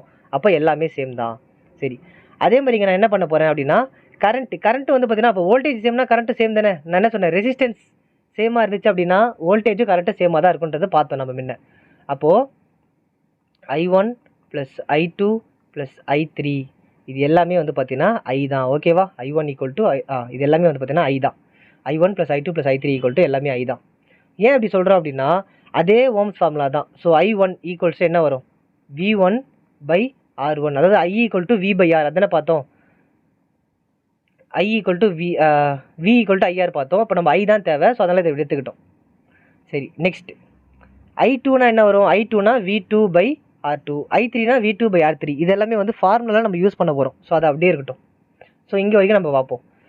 ஸோ I என்ன பார்த்துருக்கோம், I I1 + I2 + I3ன்னு வந்து பார்த்துருக்கோம். ஸோ இப்போது I1ஓட வேல்யூ வந்து என்னது, I1ஓட வேல்யூ V1/R1, அப்போ V1/R1ன்றதை சப்ஸ்டியூட் பண்ணுங்கள். ப்ளஸ் I2ஓட வேல்யூ என்னது, V2/R2, அதை சப்ஸ்டியூட் பண்ணுங்கள். அதே மாதிரி I3ஓட வேல்யூ வந்து என்னது, இது I3ஓட வேல்யூ வந்து V3/R3ன்னு இருக்கும். ஸோ அப் டு போய்கிட்டே இருக்கும். கரெக்டாக, அப் டு போய்கிட்டே இருக்கும், நம்மளுக்கு தேவையானது தான். ஸோ இப்போ நல்லா பார்த்தீங்க அப்படின்னா இதில் நம்ம என்ன பார்த்தோம், விங்கிறது V1 வோல்டேஜ்ன்றது எல்லாமே சேம்னு தான் பார்த்தோம். அப்போ வோல்டேஜ் எல்லாத்தையும் மாற்றுங்க. V1னாலும் V தான் R1, ப்ளஸ் V2னாலும் V தான் R2, ப்ளஸ் V3னாலும் V தான் R3, அப் டு போய்கிட்டே இருக்கும். இப்போது இந்த வின்றது எல்லாத்துலேயும் காமனாக இருக்கா, அப்போ வியை வந்து எல்லாத்தையும் கேன்சல் பண்ணலாமா, ஒன் டைம்ஸ் எல்லாமே கேன்சல் பண்ணலாம். ஸோ அப்போ கேன்சல் பண்ணால் எனக்கு என்னென்னு கிடைக்கும், 1/R1 plus 1/R2 plus 1/R3 அப்படின்ட்டு போயிட்டே இருக்கும். கரெக்டாக, இதுதான் இந்த ஃபார்முலா. இதுதான் இந்த ஃபார்முலா வந்ததுக்கான ரீசன். இதை வச்சு ஒரு சம்முமே இருக்குது. Okay, heating effect of electrical current. So இதுதான் நம்ம என்னென்னு சொல்லுவோம், ஜோல்ஸ் லா ஆஃப் ஹீட்டிங்னு நம்ம சொல்லுவோம். அவர் என்ன சொன்னார் அப்படின்னா, இப்போ நம்ம எல்லாத்துலேயும் ரெசிஸ்டன்ஸ் வந்து யூஸ் பண்ணுறோம். ஒரு இப்போ எக்ஸாம்பிள் ஃபேன் எடுத்துக்கோங்க, லைட் எடுத்துக்கோங்க, எல்லாத்துலேயும் நம்ம என்ன பண்ணுறோம், ரெசிஸ்டன்ஸை வந்து நம்ம யூஸ் பண்ணுறோம். கரெக்டாக, ஆனால் அதில் ரெசிஸ்டன்ஸ்னால என்னது, கரண்ட்டை வந்து பிளாக் பண்ணுதுன்னு அர்த்தம். கரண்ட்டை வந்து பிளாக் பண்ணுது. ரொம்பலாம் இல்லை, பாயிண்டில் தான் பிளாக் பண்ணும். அது நம்ம எடுத்துக்கூடிய ரெசிஸ்டன்ஸை பொறுத்து, கலர் கோட்லாம் இருக்கும். நீங்கள் இன்னும் கொஞ்சம் பெருசானீங்கன்னா கலர் கோட்லாம் ப்ராக்டிகல்ஸ்க்கு படிப்பீங்க. Orange, black, orange red, yellow, இந்த மாதிரிலாம் இருக்கும் ரெசிஸ்டன்ஸ். சரி, ஓகே. என்ன பண்ணார் அப்படின்னா, இந்த மாதிரி எல்லாத்துக்குமே வந்து பார்த்தீங்கன்னா எனர்ஜி ட்ரான்ஸ்ஃபர் ஆகுது, கரண்ட் வந்து ட்ரான்ஸ்ஃபர் ஆகுது. ஆனால் அது முழுசாக ட்ரான்ஸ்ஃபர் ஆகாமல் அதுக்கு தேவையான அளவுக்கு தான் ட்ரான்ஸ்ஃபர் ஆகுது ரெசிஸ்டன்ஸ் மூலியமா. அப்போ மிச்சம் இருக்கிற கரண்ட் வந்து என்ன பண்ணும் அப்படின்னா, ஹீட் எனர்ஜியாக ப்ரொடியூஸ் ஆகிடுது. ஹீட்டு ப்ரொடியூஸ் ஆகுது. இப்போ ஃபேன் ரொம்ப நேரம் ஓட விட்டுட்ருக்கோம், அதை தொட்டு பார்த்தா சூடாக இருக்கா ஃபேனு? அதுதான் எக்ஸஸ் ஆஃப் எனர்ஜியை வந்து என்ன பண்ணுது, எக்ஸஸ் ஆஃப் கரண்ட்டை ஹீட் எனர்ஜியாக ட்ரான்ஸ்ஃபர் பண்ணுது. அதே மாதிரி தான் லைட்டு ரொம்ப நேரம் எரிஞ்சிக்கிட்டே இருந்தால் அது கிட்ட போனால் சூடாக இருக்கா? அப்போ எக்ஸஸ் ஆஃப் கரண்ட் என்ன பண்ணுது, ஹீட் எனர்ஜியாக ட்ரான்ஸ்ஃபர் பண்ணுது, ஹீட்டாக வெளியே விட்டுருது எக்ஸஸ் ஆஃப் கரண்ட்டை. அதுதான் ஜோல்ஸ் ஹீட்டிங் எஃபெக்ட், அவ்வளோதான். When electric current flows through a resistor, the electrical energy supplies the source is converted partially into useful work. என்ன நடக்குது, ரெசிஸ்டன்ஸை தாண்டி போகும்போது பார்ஷியலி, அதாவது பாதி பார்ஷியலினா இது கொஞ்சம் அது கொஞ்சம்னு அர்த்தம். இவங்களுக்கு அதிகமாக இவங்களுக்கு கம்மியாக அப்படின்ற மாதிரி பார்ஷியாலிட்டி பார்க்குறேன்லாம் சொல்லுவாங்கல்ல, தெரிஞ்சுக்கோங்க. சரி, அந்த மாதிரி இவங்களுக்கு அதிகமாக எனக்கு கம்மியாக கொடுக்குறீங்க, ஏன் அப்படி வந்து பார்க்குறீங்க பார்ஷியாலிட்டி அப்படின்ற மாதிரி தான். ஸோ அதிகமான ஒர்க் அது கொடுத்துட்டு மிச்சம் கொஞ்சம் ஒர்க் இருக்குல்ல, அதை வந்து ஹீட் எனர்ஜியாக கன்வெர்ட் பண்ணுது. த ஹீட்டிங் எஃபெக்ட் இஸ் கால்ட். இந்த மாதிரி ஹீட் எனர்ஜியாக கன்வெர்ட் பண்ணுறதுல அதுக்கு பேர் தான் ஜோல்ஸ் ஹீட்டிங் எஃபெக்ட். ஓகேவா? சரி, இந்த ஜோல்ஸ் லா ஆஃப் ஹீட்டிங் இதோட ஃபார்முலா வந்து என்னென்னு பார்த்தீங்கன்னா, H equals to I square RT. H equal to I square RT. Or else இது என்னென்னு சொல்லலாம் அப்படின்னா, நம்மளுக்கு தேவை மாதிரி நம்ம மாற்றி எழுதிக்கலாம். H is equal to I square RT or H is equal to V square by RT. அது அக்கார்டிங் டு த கொஸ்டின் எப்படினாலும் நம்ம மாற்றி எழுதிக்கலாம். சரியா? ஸோ மெயினாக சொல்ல போனால் H இஸ் ஈக்குவல் டு V80ன்னு சொல்லலாம். ஒர்க் ஹெச்னாலே என்னது, ஹீட். ஹெச்னால வந்து ஹீட். ஓகேவா? ஹெச்னா ஹீட். சரி, ப்ராக்டிக்கல் யூசஸ். ஸோ என்னென்னலாம் வந்து யூஸ் பண்ணுறாங்க இந்த ஜூல்ஸ் ஹீட்டிங் லாவை வச்சு, electrical heater, electrical iron, toaster, இதெல்லாம் வந்து ஹீட் பண்ணுறதுக்கு நம்ம யூஸ் பண்ணுறோம். கரெக்டாக? ஸோ இதில் வந்து ஹை ரெசிஸ்டன்ஸை கொடுத்து ஹீட்டை வந்து நம்ம நிறைய ப்ரொடியூஸ் பண்ணுறோம், அவ்வளோதான், வேறு எதுவுமே இல்லை. Electrical bulb filament. So filament glows due to heating. So அந்த நடுவில் இருக்க ஃபிலமெண்ட் லைட்டில் பார்த்தீங்கன்னா இப்போலாம் வந்து எல்இடி ஆகிடுச்சு. முன்னெல்லாம் வந்து பார்த்தீங்கன்னா பல்பில் வந்து ஃபிலமெண்ட்ஸ் இருக்கும். ஸோ ஒரு ஒயர் மாதிரி இருக்கும். ஸோ அதனால என்ன பண்ணுவோம், ஹீட் ஆகி க்ளோ ஆக ஆரம்பிக்கும். ஃபியூஸ் ஒயர், இப்போ நம்ம மோஸ்ட்டாக யூஸ் பண்ணக்கூடிய எல்லா எலக்ட்ரிக்கல் அப்ளைன்சஸ்லையுமே ஃபியூஸ் ஒயர் இருக்குது. ஏன் அப்படின்னா, வோல்டேஜ் சப்போஸ் அதிகமாச்சு அப்படின்னா அந்த டிவைஸை காப்பாற்றுறதுக்கு ஃபியூஸ் வந்து என்ன ஆகும், அது வந்து லோ மெல்ட்டிங் பாயிண்ட். ஓகேவா? ஸோ அதனால் என்ன ஆகும், அதிகமாக வோல்டேஜ் வந்துச்சுன்னா டக்குன்னு அது வெடிச்சிரும். அது ஒயர் கட் ஆகி ஃபியூஸ் வந்து போயிடும். ஸோ ஃபியூஸ் போச்சு அப்படின்னா ஈஸியாக மாற்றிக்கலாம். அப்ளைன்ஸ் பார்த்தா மாற்ற முடியுமா? அதனால் ஃபியூஸ் போயிடும். ஃபியூஸ் போய் எலக்ட்ரிக்கல் அப்ளைன்ஸை காப்பாற்றி விட்டுரும். ஸோ சுருக்கமாக சொல்ல போனோம் அப்படின்னா, whenever current flow through a resistor, energy is lost as heat. அப்போ எனர்ஜி வந்து மிச்சம் எக்ஸ்ட்ராவாக போகிற எனர்ஜிலாம் என்ன பண்ணுது, ஹீட்டாக ஃபார்ம் ஆகுது. This is the heating effect of current, mathematically explained by Joule's law. ஓகேவா? சரி, இப்போ இது இன்னும் கொஞ்சம் நல்லா பார்க்கணும் அப்படின்னா, ஹீட். கரெக்டாக? ஹீட்டுங்கிறது என்னென்னு படித்தோம், ஹீட்டுங்கிறது வந்து எனர்ஜி லாஸ்ன்னு படித்தோம். கரெக்டாக? சரி, இதுக்கு முன்னாடி ஒரு ஃபார்முலா இருக்குது, அதை ஞாபகம் வச்சுக்கோங்க. என்ன அப்படின்னா, work done equals to potential difference of Q. Qங்கிறது ஹீட் ப்ரொடியூஸ்டு. ஓகேவா? Qங்கிறது ஹீட் ப்ரொடியூஸ். இது எப்படி மாற்றிக்கலாம் அப்படின்னா, பொட்டன்ஷியல் டிஃபரன்ஸ் நம்மளுக்கு வேணும் அப்படின்னா work done divided by Q, அதாவது சார்ஜ் ஆர் ஹீட் ப்ரொடியூஸ். ஓகேவா? இதான் நம்ம முன்னே பார்த்துருப்போம், ஒரு ஃபார்முலாலே பார்த்துருப்போம். V equal to W by Q, small க்யூன்னு பார்த்துருப்போம். சரியா? ஸ்மால் Q, கேபிட்டல் Q, இதனால பார்த்துருப்போம். சரி, heat equal to energy lost. அப்போது ஹீட்னா வந்து H, எனர்ஜினா என்னது, ஒர்க் டன். கரெக்டாக? ஏதாச்சும் ஒரு வேலை பண்ணும்போது தான் எனர்ஜி வந்து லாஸ் ஆகும். அப்போது work done W. So W வந்து நம்ம என்னென்னு பார்த்துருக்கோம், VQன்னு சொல்லிட்டு இப்போ தான் நம்ம படித்தோம். எனர்ஜி வந்து VQன்னு சொல்லிட்டு இப்போ தான் நம்ம பார்த்தோம். கரெக்டாக?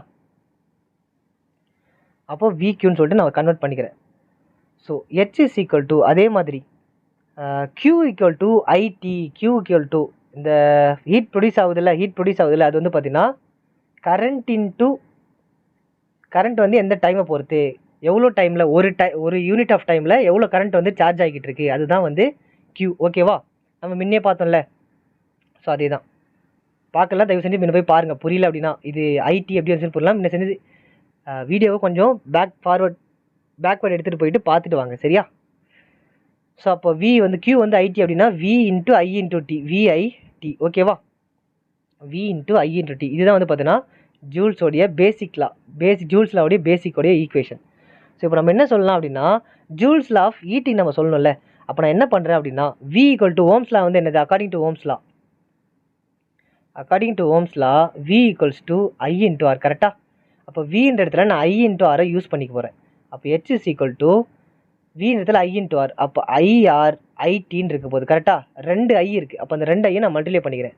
அப்போ H is equal to I square R into டீன்னு இருக்கும். கரெக்டாக, ஐ ஸ்கொயர் ஆர் இன்ட்டு டீன்னு இருக்க போகுது.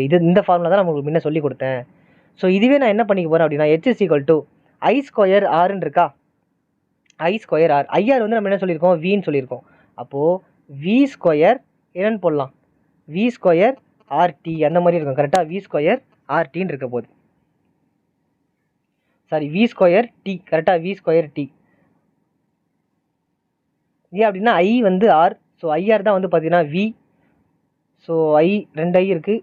கரெக்டாக தான், வி ஸ்கொயர் ஆர்டி. ஸோ நம்மளுக்கு ஈக்குவேஷன் தேவை மாதிரி நம்ம மாற்றி எடுத்து எழுதிப்போம். ஓகேவா, ஸோ இது இன்னொரு மாதிரி எடுத்து எழுத அப்படின்னா so H is equal to V square by RT அதுவும் நம்ம மாற்றி எழுதிக்கலாம். ஸோ இந்த 3த்தையும் ஞாபகம் வச்சுக்கோங்க, எல்லாமே ஒன்று தான். ஸோ அது கொஷினை பொறுத்து நம்ம மாற்றி எழுதிப்போம். அதே மாதிரி ஜூல்ஸ் லா ஆஃப் ஹீட்டிங்கில் இங்கே நல்லா பாருங்கள்.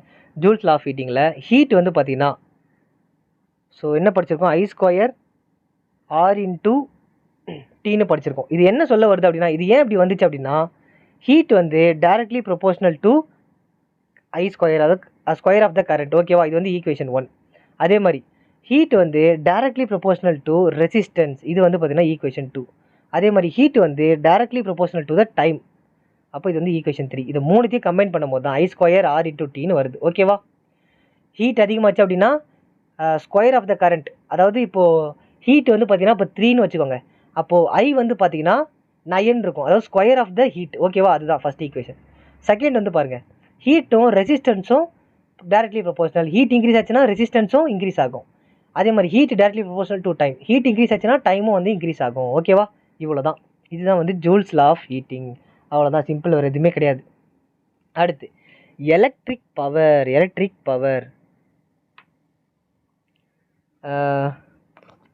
இதோட டெஃபினேஷன் வந்து பாருங்கள், பவர்னா என்ன அப்படின்னா rate of doing work or rate of consumption of energy. So பவருங்கிறது நம்ம எவ்வளோ வந்து அந்த யூஸ் பண்ணிக்கிட்டு இருக்கோம், இவ்வளோ பவர் நம்ம யூஸ் பண்ணிக்கிட்டு இருக்கோம், இவ்வளோ கரண்ட் வந்து நம்ம இவ்வளோ பவர் வந்து யூஸ் பண்ணுறோம். கரண்ட் வேறு, பவர் வேறு. சரியா, கரண்ட் வேறு, பவர் வேறு, எவ்வளோ யூஸ் பண்ணிக்கிட்டு இருக்கோம் அப்படின்றது தான். சரி, இதுக்கு ஒரு சின்ன ஃபார்முலா இருக்குது. அதுக்கு முன்னாடி in electricity it is the rate of electric energy is dissipated or consumed in a circuit. ஒரு சர்க்கியூட்டில் எவ்வளோ பவர் வந்து பார்த்தீங்கன்னா எடுத்துக்குது, எவ்வளோ பவர் வந்து எடுத்துக்குது. ஒரு சர்க்கியூட் வந்து ரன் ஆகுது, ஒரு பல்பு க்ளோ ஆகுது, ஒரு ஃபேன் ஓடிக்கிட்டு இருக்கு. ஸோ அந்த மாதிரி போய்கிட்டு இருக்குன்னா அது க்ளோஸ்டு சர்க்கியூட்டில் எவ்வளவு எனர்ஜி வந்து அது கன்சியூம் பண்ணிக்கிட்டு இருக்கு அப்படின்னு சொல்கிறதுக்கு பேர் தான் வந்து என்னது, எலக்ட்ரிக்கல் பவர். சரியா, ஸோ அதுக்கு வந்து பார்த்தீங்கன்னா ஒரு ஃபார்முலா இருக்குது. என்ன ஃபார்முலா அப்படின்னா எலக்ட்ரிக்கல் பவர். ஸோ அதனால் P equals to voltage into current. ஓகேவா, வோல்டேஜ் இன்ட்டு கரண்ட். ஸோ அதை தான் இங்கே டிஃபைன் பண்ணியிருக்காங்க. ஒரு எலக்ட்ரிசிட்டினா rate at which electrical energy is dissipated or consumed in a circuit. அதுதான் இங்கே நம்ம எடுத்து எழுதியிருக்கோம். ஸோ அதில் விங்கிறது வந்து பார்த்தீங்கன்னா வோல்டேஜ், ஐங்கிறது வந்து பார்த்தீங்கன்னா கரண்ட். ஸோ இப்போ ஓம்ஸ் லா பொறுத்த வரைக்கும், according to Ohm's law V equals to IR. கரெக்டாக, ஓம்ஸ் லா பொறுத்த வரைக்கும் V equals to I into R. அப்படி பார்க்கும்போது வி ஈக்குவல் டு ஐஆர் நான் இந்த சப்ஸ்டிட் பண்ணலாமா தாராளமாக. அப்போ power equal to I into R into ஐன்னு இருக்கும். கரெக்டாக, I into R into I. So 2 I இருக்குது. ஸோ அப்போ power equals to I square ஆர்ன்னு இருக்கும். கரெக்டாக, power equal to I square ஆர்ன்னு இருக்கும். ஆர் இதை நான் எப்படி எழுதலாம் அப்படின்னா power equals to I square R. So நான் என்னென்ன பண்ணலாம், so power equal to V equal to IR. கரெக்டாக, அப்போ ஒரு ஐஆரை மட்டும் நான் இங்கே எடுத்துக்கிறேன். அப்போ வி ஸ்கொயர் பை ஆர்ன்னு கூட எழுதலாம். கொஸ்டினுக்கு ஏற்ற மாதிரி நம்ம சேஞ்ச் பண்ணிக்கலாம். சரியா, power equal to IR square R, power equal to V square by R. கொஷினுக்கு சேஞ்ச மாதிரி ஏற்ற மாதிரி நம்ம சேஞ்ச் பண்ணி நம்ம எழுதிக்கலாம். இதில் இதோட எஸ்ஐ யூனிட் வந்து என்னென்னு பார்த்தீங்கன்னா வாட். எஸ்ஐ யூனிட் வந்து பார்த்தீங்கன்னா watts W watt. SI unit வந்து பார்த்தீங்கன்னா வாட். ஒரு வாட் அப்படின்னா என்ன அப்படின்னா, ஒரு watt equals to 1 voltage multiply by 1 ampere. ஓகேவா? 1 வோல்டேஜ் இன்ட்டு 1 ஆம்பியர். ஒரு வால்ட் அப்படின்னா, ஒரு வாட் அப்படின்னா 1 வோல்டேஜ் மல்டிப்ளை பை 1 ஆம்பியர். சரியா? சரி, ஸோ இது இடம் இல்லை, நம்ம நெக்ஸ்ட் பேஜ் கொஞ்சம் போவோம். இப்போ பிக்கர், இப்போ நான் அதிகமாக இருக்குது, அதிகமான யூனிட் எப்படி சொல்லணும் அப்படின்னா, பிக்கர் யூனிட் வந்து அதிகமாக இருக்குது அப்படின்னா அதை வந்து கிலோ வோல்ட்டாக தான் நம்ம சொல்லுவோம். Kilo volt. ஓகேவா? கிலோ வோல்ட்னா 1000 வாட்ஸ். அதாவது என்ன அர்த்தம் அப்படின்னா 1 kilo watt equal to 1000 watts. அதாவது 1 கிலோமீட்டர் ஈக்குவல்ஸ் டு 1000 மீட்டர்னு படிக்கிறோமா? 1 கிலோமீட்டர் ஈக்குவல் டு 1000 மீட்டர்னு படிக்கிறோமா? சேம் அதே தான். 1 kilo watt equal to 1000 watts. சரியா? கிலோ வாட்ஸோட வாட்ஸ் வந்து கம்மி. சரி, இப்போது எலக்ட்ரிக்கல் எனர்ஜின்னு நம்ம சொல்லிட்டு பார்த்தோம்ல, electrical energy. Wait. Okay, electrical power பார்த்தோம். இப்போ வந்து பார்த்தீங்கன்னா எலக்ட்ரிக் எனர்ஜி. சரி, ஸ்லைட் நான் இன்க்ளூட் பண்ணல, இங்கேயே எழுதிக்கிறேன். Electric energy. எலக்ட்ரிக் எனர்ஜி அப்படின்னா என்னென்னா, so energy equals to power into time. So power equal to energy by time. So power into time equal to energy. இதுதான் வந்து பார்த்தீங்கன்னா எனர்ஜியோட ஈக்குவேஷன், எலக்ட்ரிக் எனர்ஜி. ஓகேவா? எனர்ஜியோடைய ஈக்குவேஷன் அதை நான் இங்கே சொல்லி கொடுத்துட்டேன், பட் இருந்தாலும் இங்கே சொல்கிறேன். ஸோ எலக்ட்ரிக்கல் எனர்ஜியோட யூனிட் வந்து என்னென்னு பார்த்தீங்கன்னா, unit equals to watt into hour, W H. ஓகேவா? Watts into hour. இது எனர்ஜி. எலக்ட்ரிக்கல் எனர்ஜியோட யூனிட் வந்து பார்த்தீங்கன்னா வாட்ஸ் இன்டூ ஹவர். அப்போ 1 watts hour equals to 1 watts hour for 1 ஹவர்னு அர்த்தம். அதாவது 1 வாட்ஸ் பர் 1 ஹவர். 1 ஹவரில் எத்தனை வாட்ஸ் வந்து அது கன்சியூம் பண்ணிக்குது, அந்த டிவைஸில் எடுத்துக்குது அப்படிங்கிறதா 1 வாட்ஸ் பர் 1 யூனிட் ஹவர். இவ்வளோ தான் இது. ஸோ ஜஸ்ட் ரொம்ப ரொம்ப சிம்பிள். நெக்ஸ்ட் அடுத்து இன்னொன்று விஷயம் என்ன இருக்குன்னா, நம்ம வீட்டில் வந்து பார்த்தீங்கன்னா கமர்ஷியல் யூனிட் வருது, பார்த்துருக்கீங்களா? வீட்டிலலாம் வந்து பார்த்தீங்கன்னா யூனிட்ஸ் வருது. So commercial unit,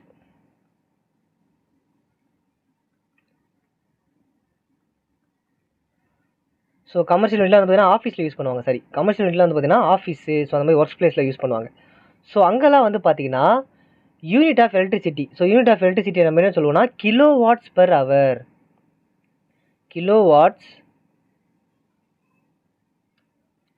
hour. ஓகேவா? கிலோ வாட்ஸ் ஹவர், அதாவது கேடபிள்யூஹெச்னு யூஸ் பண்ணுவோம் எங்கே? கமர்ஷியல் ஸ்பேஸ்லலாம். ஏன்னா அதிகமான கரண்ட் வந்து அங்கே தேவைப்படுது, எலக்ட்ரிசிட்டி வந்து தேவைப்படுது. ஸோ அப்போது 1 kilo watts hour equals to என்ன வரும் அப்படின்னா, கிலோ வாட்ஸ். நான் ஆல்ரெடி என்ன சொன்னேன், இது வாட்ஸாக மாற்றணும் அப்படின்னா 1 kilo watts equal to 1000 watts. அப்போ 1000 வாட்ஸ் மல்டிப்ளை பை 1 ஹவர். 1 ஹவர்னா என்ன? 60 மினிட்ஸ். அதை இன்னும் செகண்ட்ஸாக மாற்றுங்க. ஏன்னா அப்போ கிலோ வாட்டை நம்ம வாட்ஸாக மாற்றணும். ஸோ அப்போ ஹவர்ஸை செகண்ட்ஸை தான் மாற்றணும். ஸோ அப்போது 3600 செகண்ட்ஸ். அப்போ 1 கிலோ வாட்னா என்னென்னு எடுத்திங்கன்னா, 1 கிலோ வாட்ஸ் ஹவர் அப்படின்னா என்னென்னா 3.6 இன்ட்டு 10⁶ ஜூல்ஸ். ஜூல்ஸ். ஏன் ஜூல்ஸ் யூஸ் பண்ணுறோம்? வாட்டில், அதாவது நம்ம என்ன பண்ணுறோம், கன்சியூம் பண்ணுறோம் எனர்ஜியை. கரெக்டாக? ஸோ அதனால் ஜூல்ஸ் யூஸ் பண்ணுறோம். ஒரு டேபிள் காலம் கொடுத்துருக்கேன். ஸோ எலக்ட்ரிக் பவர்னா ஃபார்முலா என்னது? V = I, P = VI, R I²R, R V²/R. Unit வந்து பார்த்தீங்கன்னா வாட்ஸ். 1 வாட்னா வந்து பார்த்தீங்கன்னா 1 வோல்ட் இன்ட்டு 1 ஆம்பியர், அதாவது 1 ஜூல் பெர் செகண்ட். இதில் பிக்கஸ்ட் யூனிட்னா என்ன சொல்லுவோம்? 1 கிலோ வாட்ஸ், அதாவது 1000 வாட்ஸ். ஸோ யூனிட் இல்லை, வாட் தான். So kilo watt. என்னது பிக்கர் யூனிட்னா கிலோ வாட்ஸ்.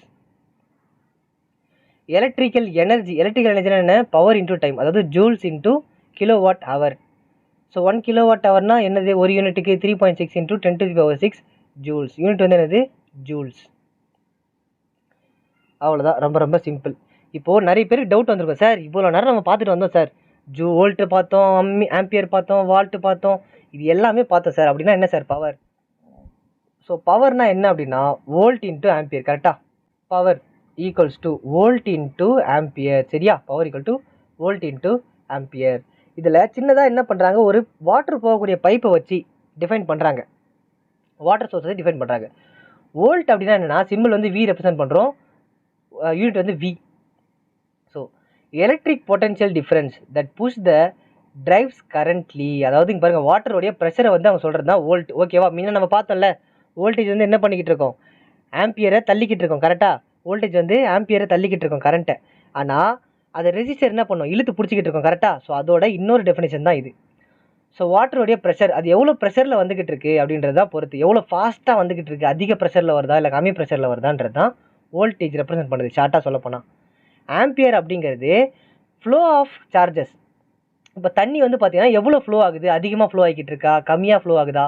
இப்போ பைப் வந்து பெருசாக இருக்கும், அதில் கம்மியாக ஃப்ளோ ஆகலாம், இல்லை ஃபுல் பைப்புமே வந்து ஃப்ளோ ஆகலாம்.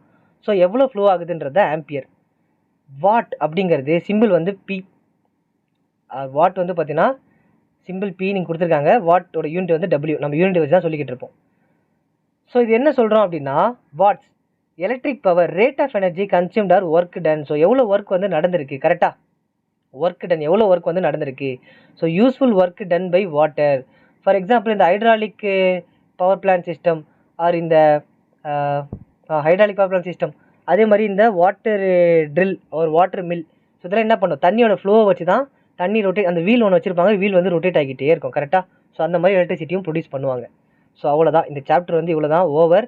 ஸோ இன்றைக்கி என்ன பண்ணுங்கள், இது ஏதாவது டவுட் இருக்குது இல்லை ஏதாச்சும் வந்து சார் இது புரியல, கொஞ்சம் நீங்கள் நடுவில் வந்து பார்த்தீங்கன்னா தப்பாக சொல்லிட்டீங்க அப்படின்னு எதுவாக இருந்தாலும் அதை கமெண்ட்டில் போட்டு விட்ருங்க, சரியா?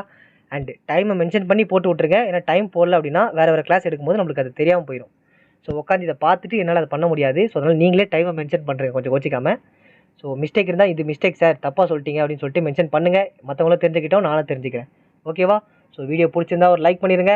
அண்ட் மறக்காமல் யூஸ்ஃபுல்லாக இருந்தால் மற்றவங்களுக்கு ஷேர் பண்ணிடுங்க. மறக்காமல் சப்ஸ்கிரைப் பண்ணி வச்சுக்கோங்க, சரியா? தேங்க்யூ, தேங்க்ஸ் ஃபார் வாட்சிங்.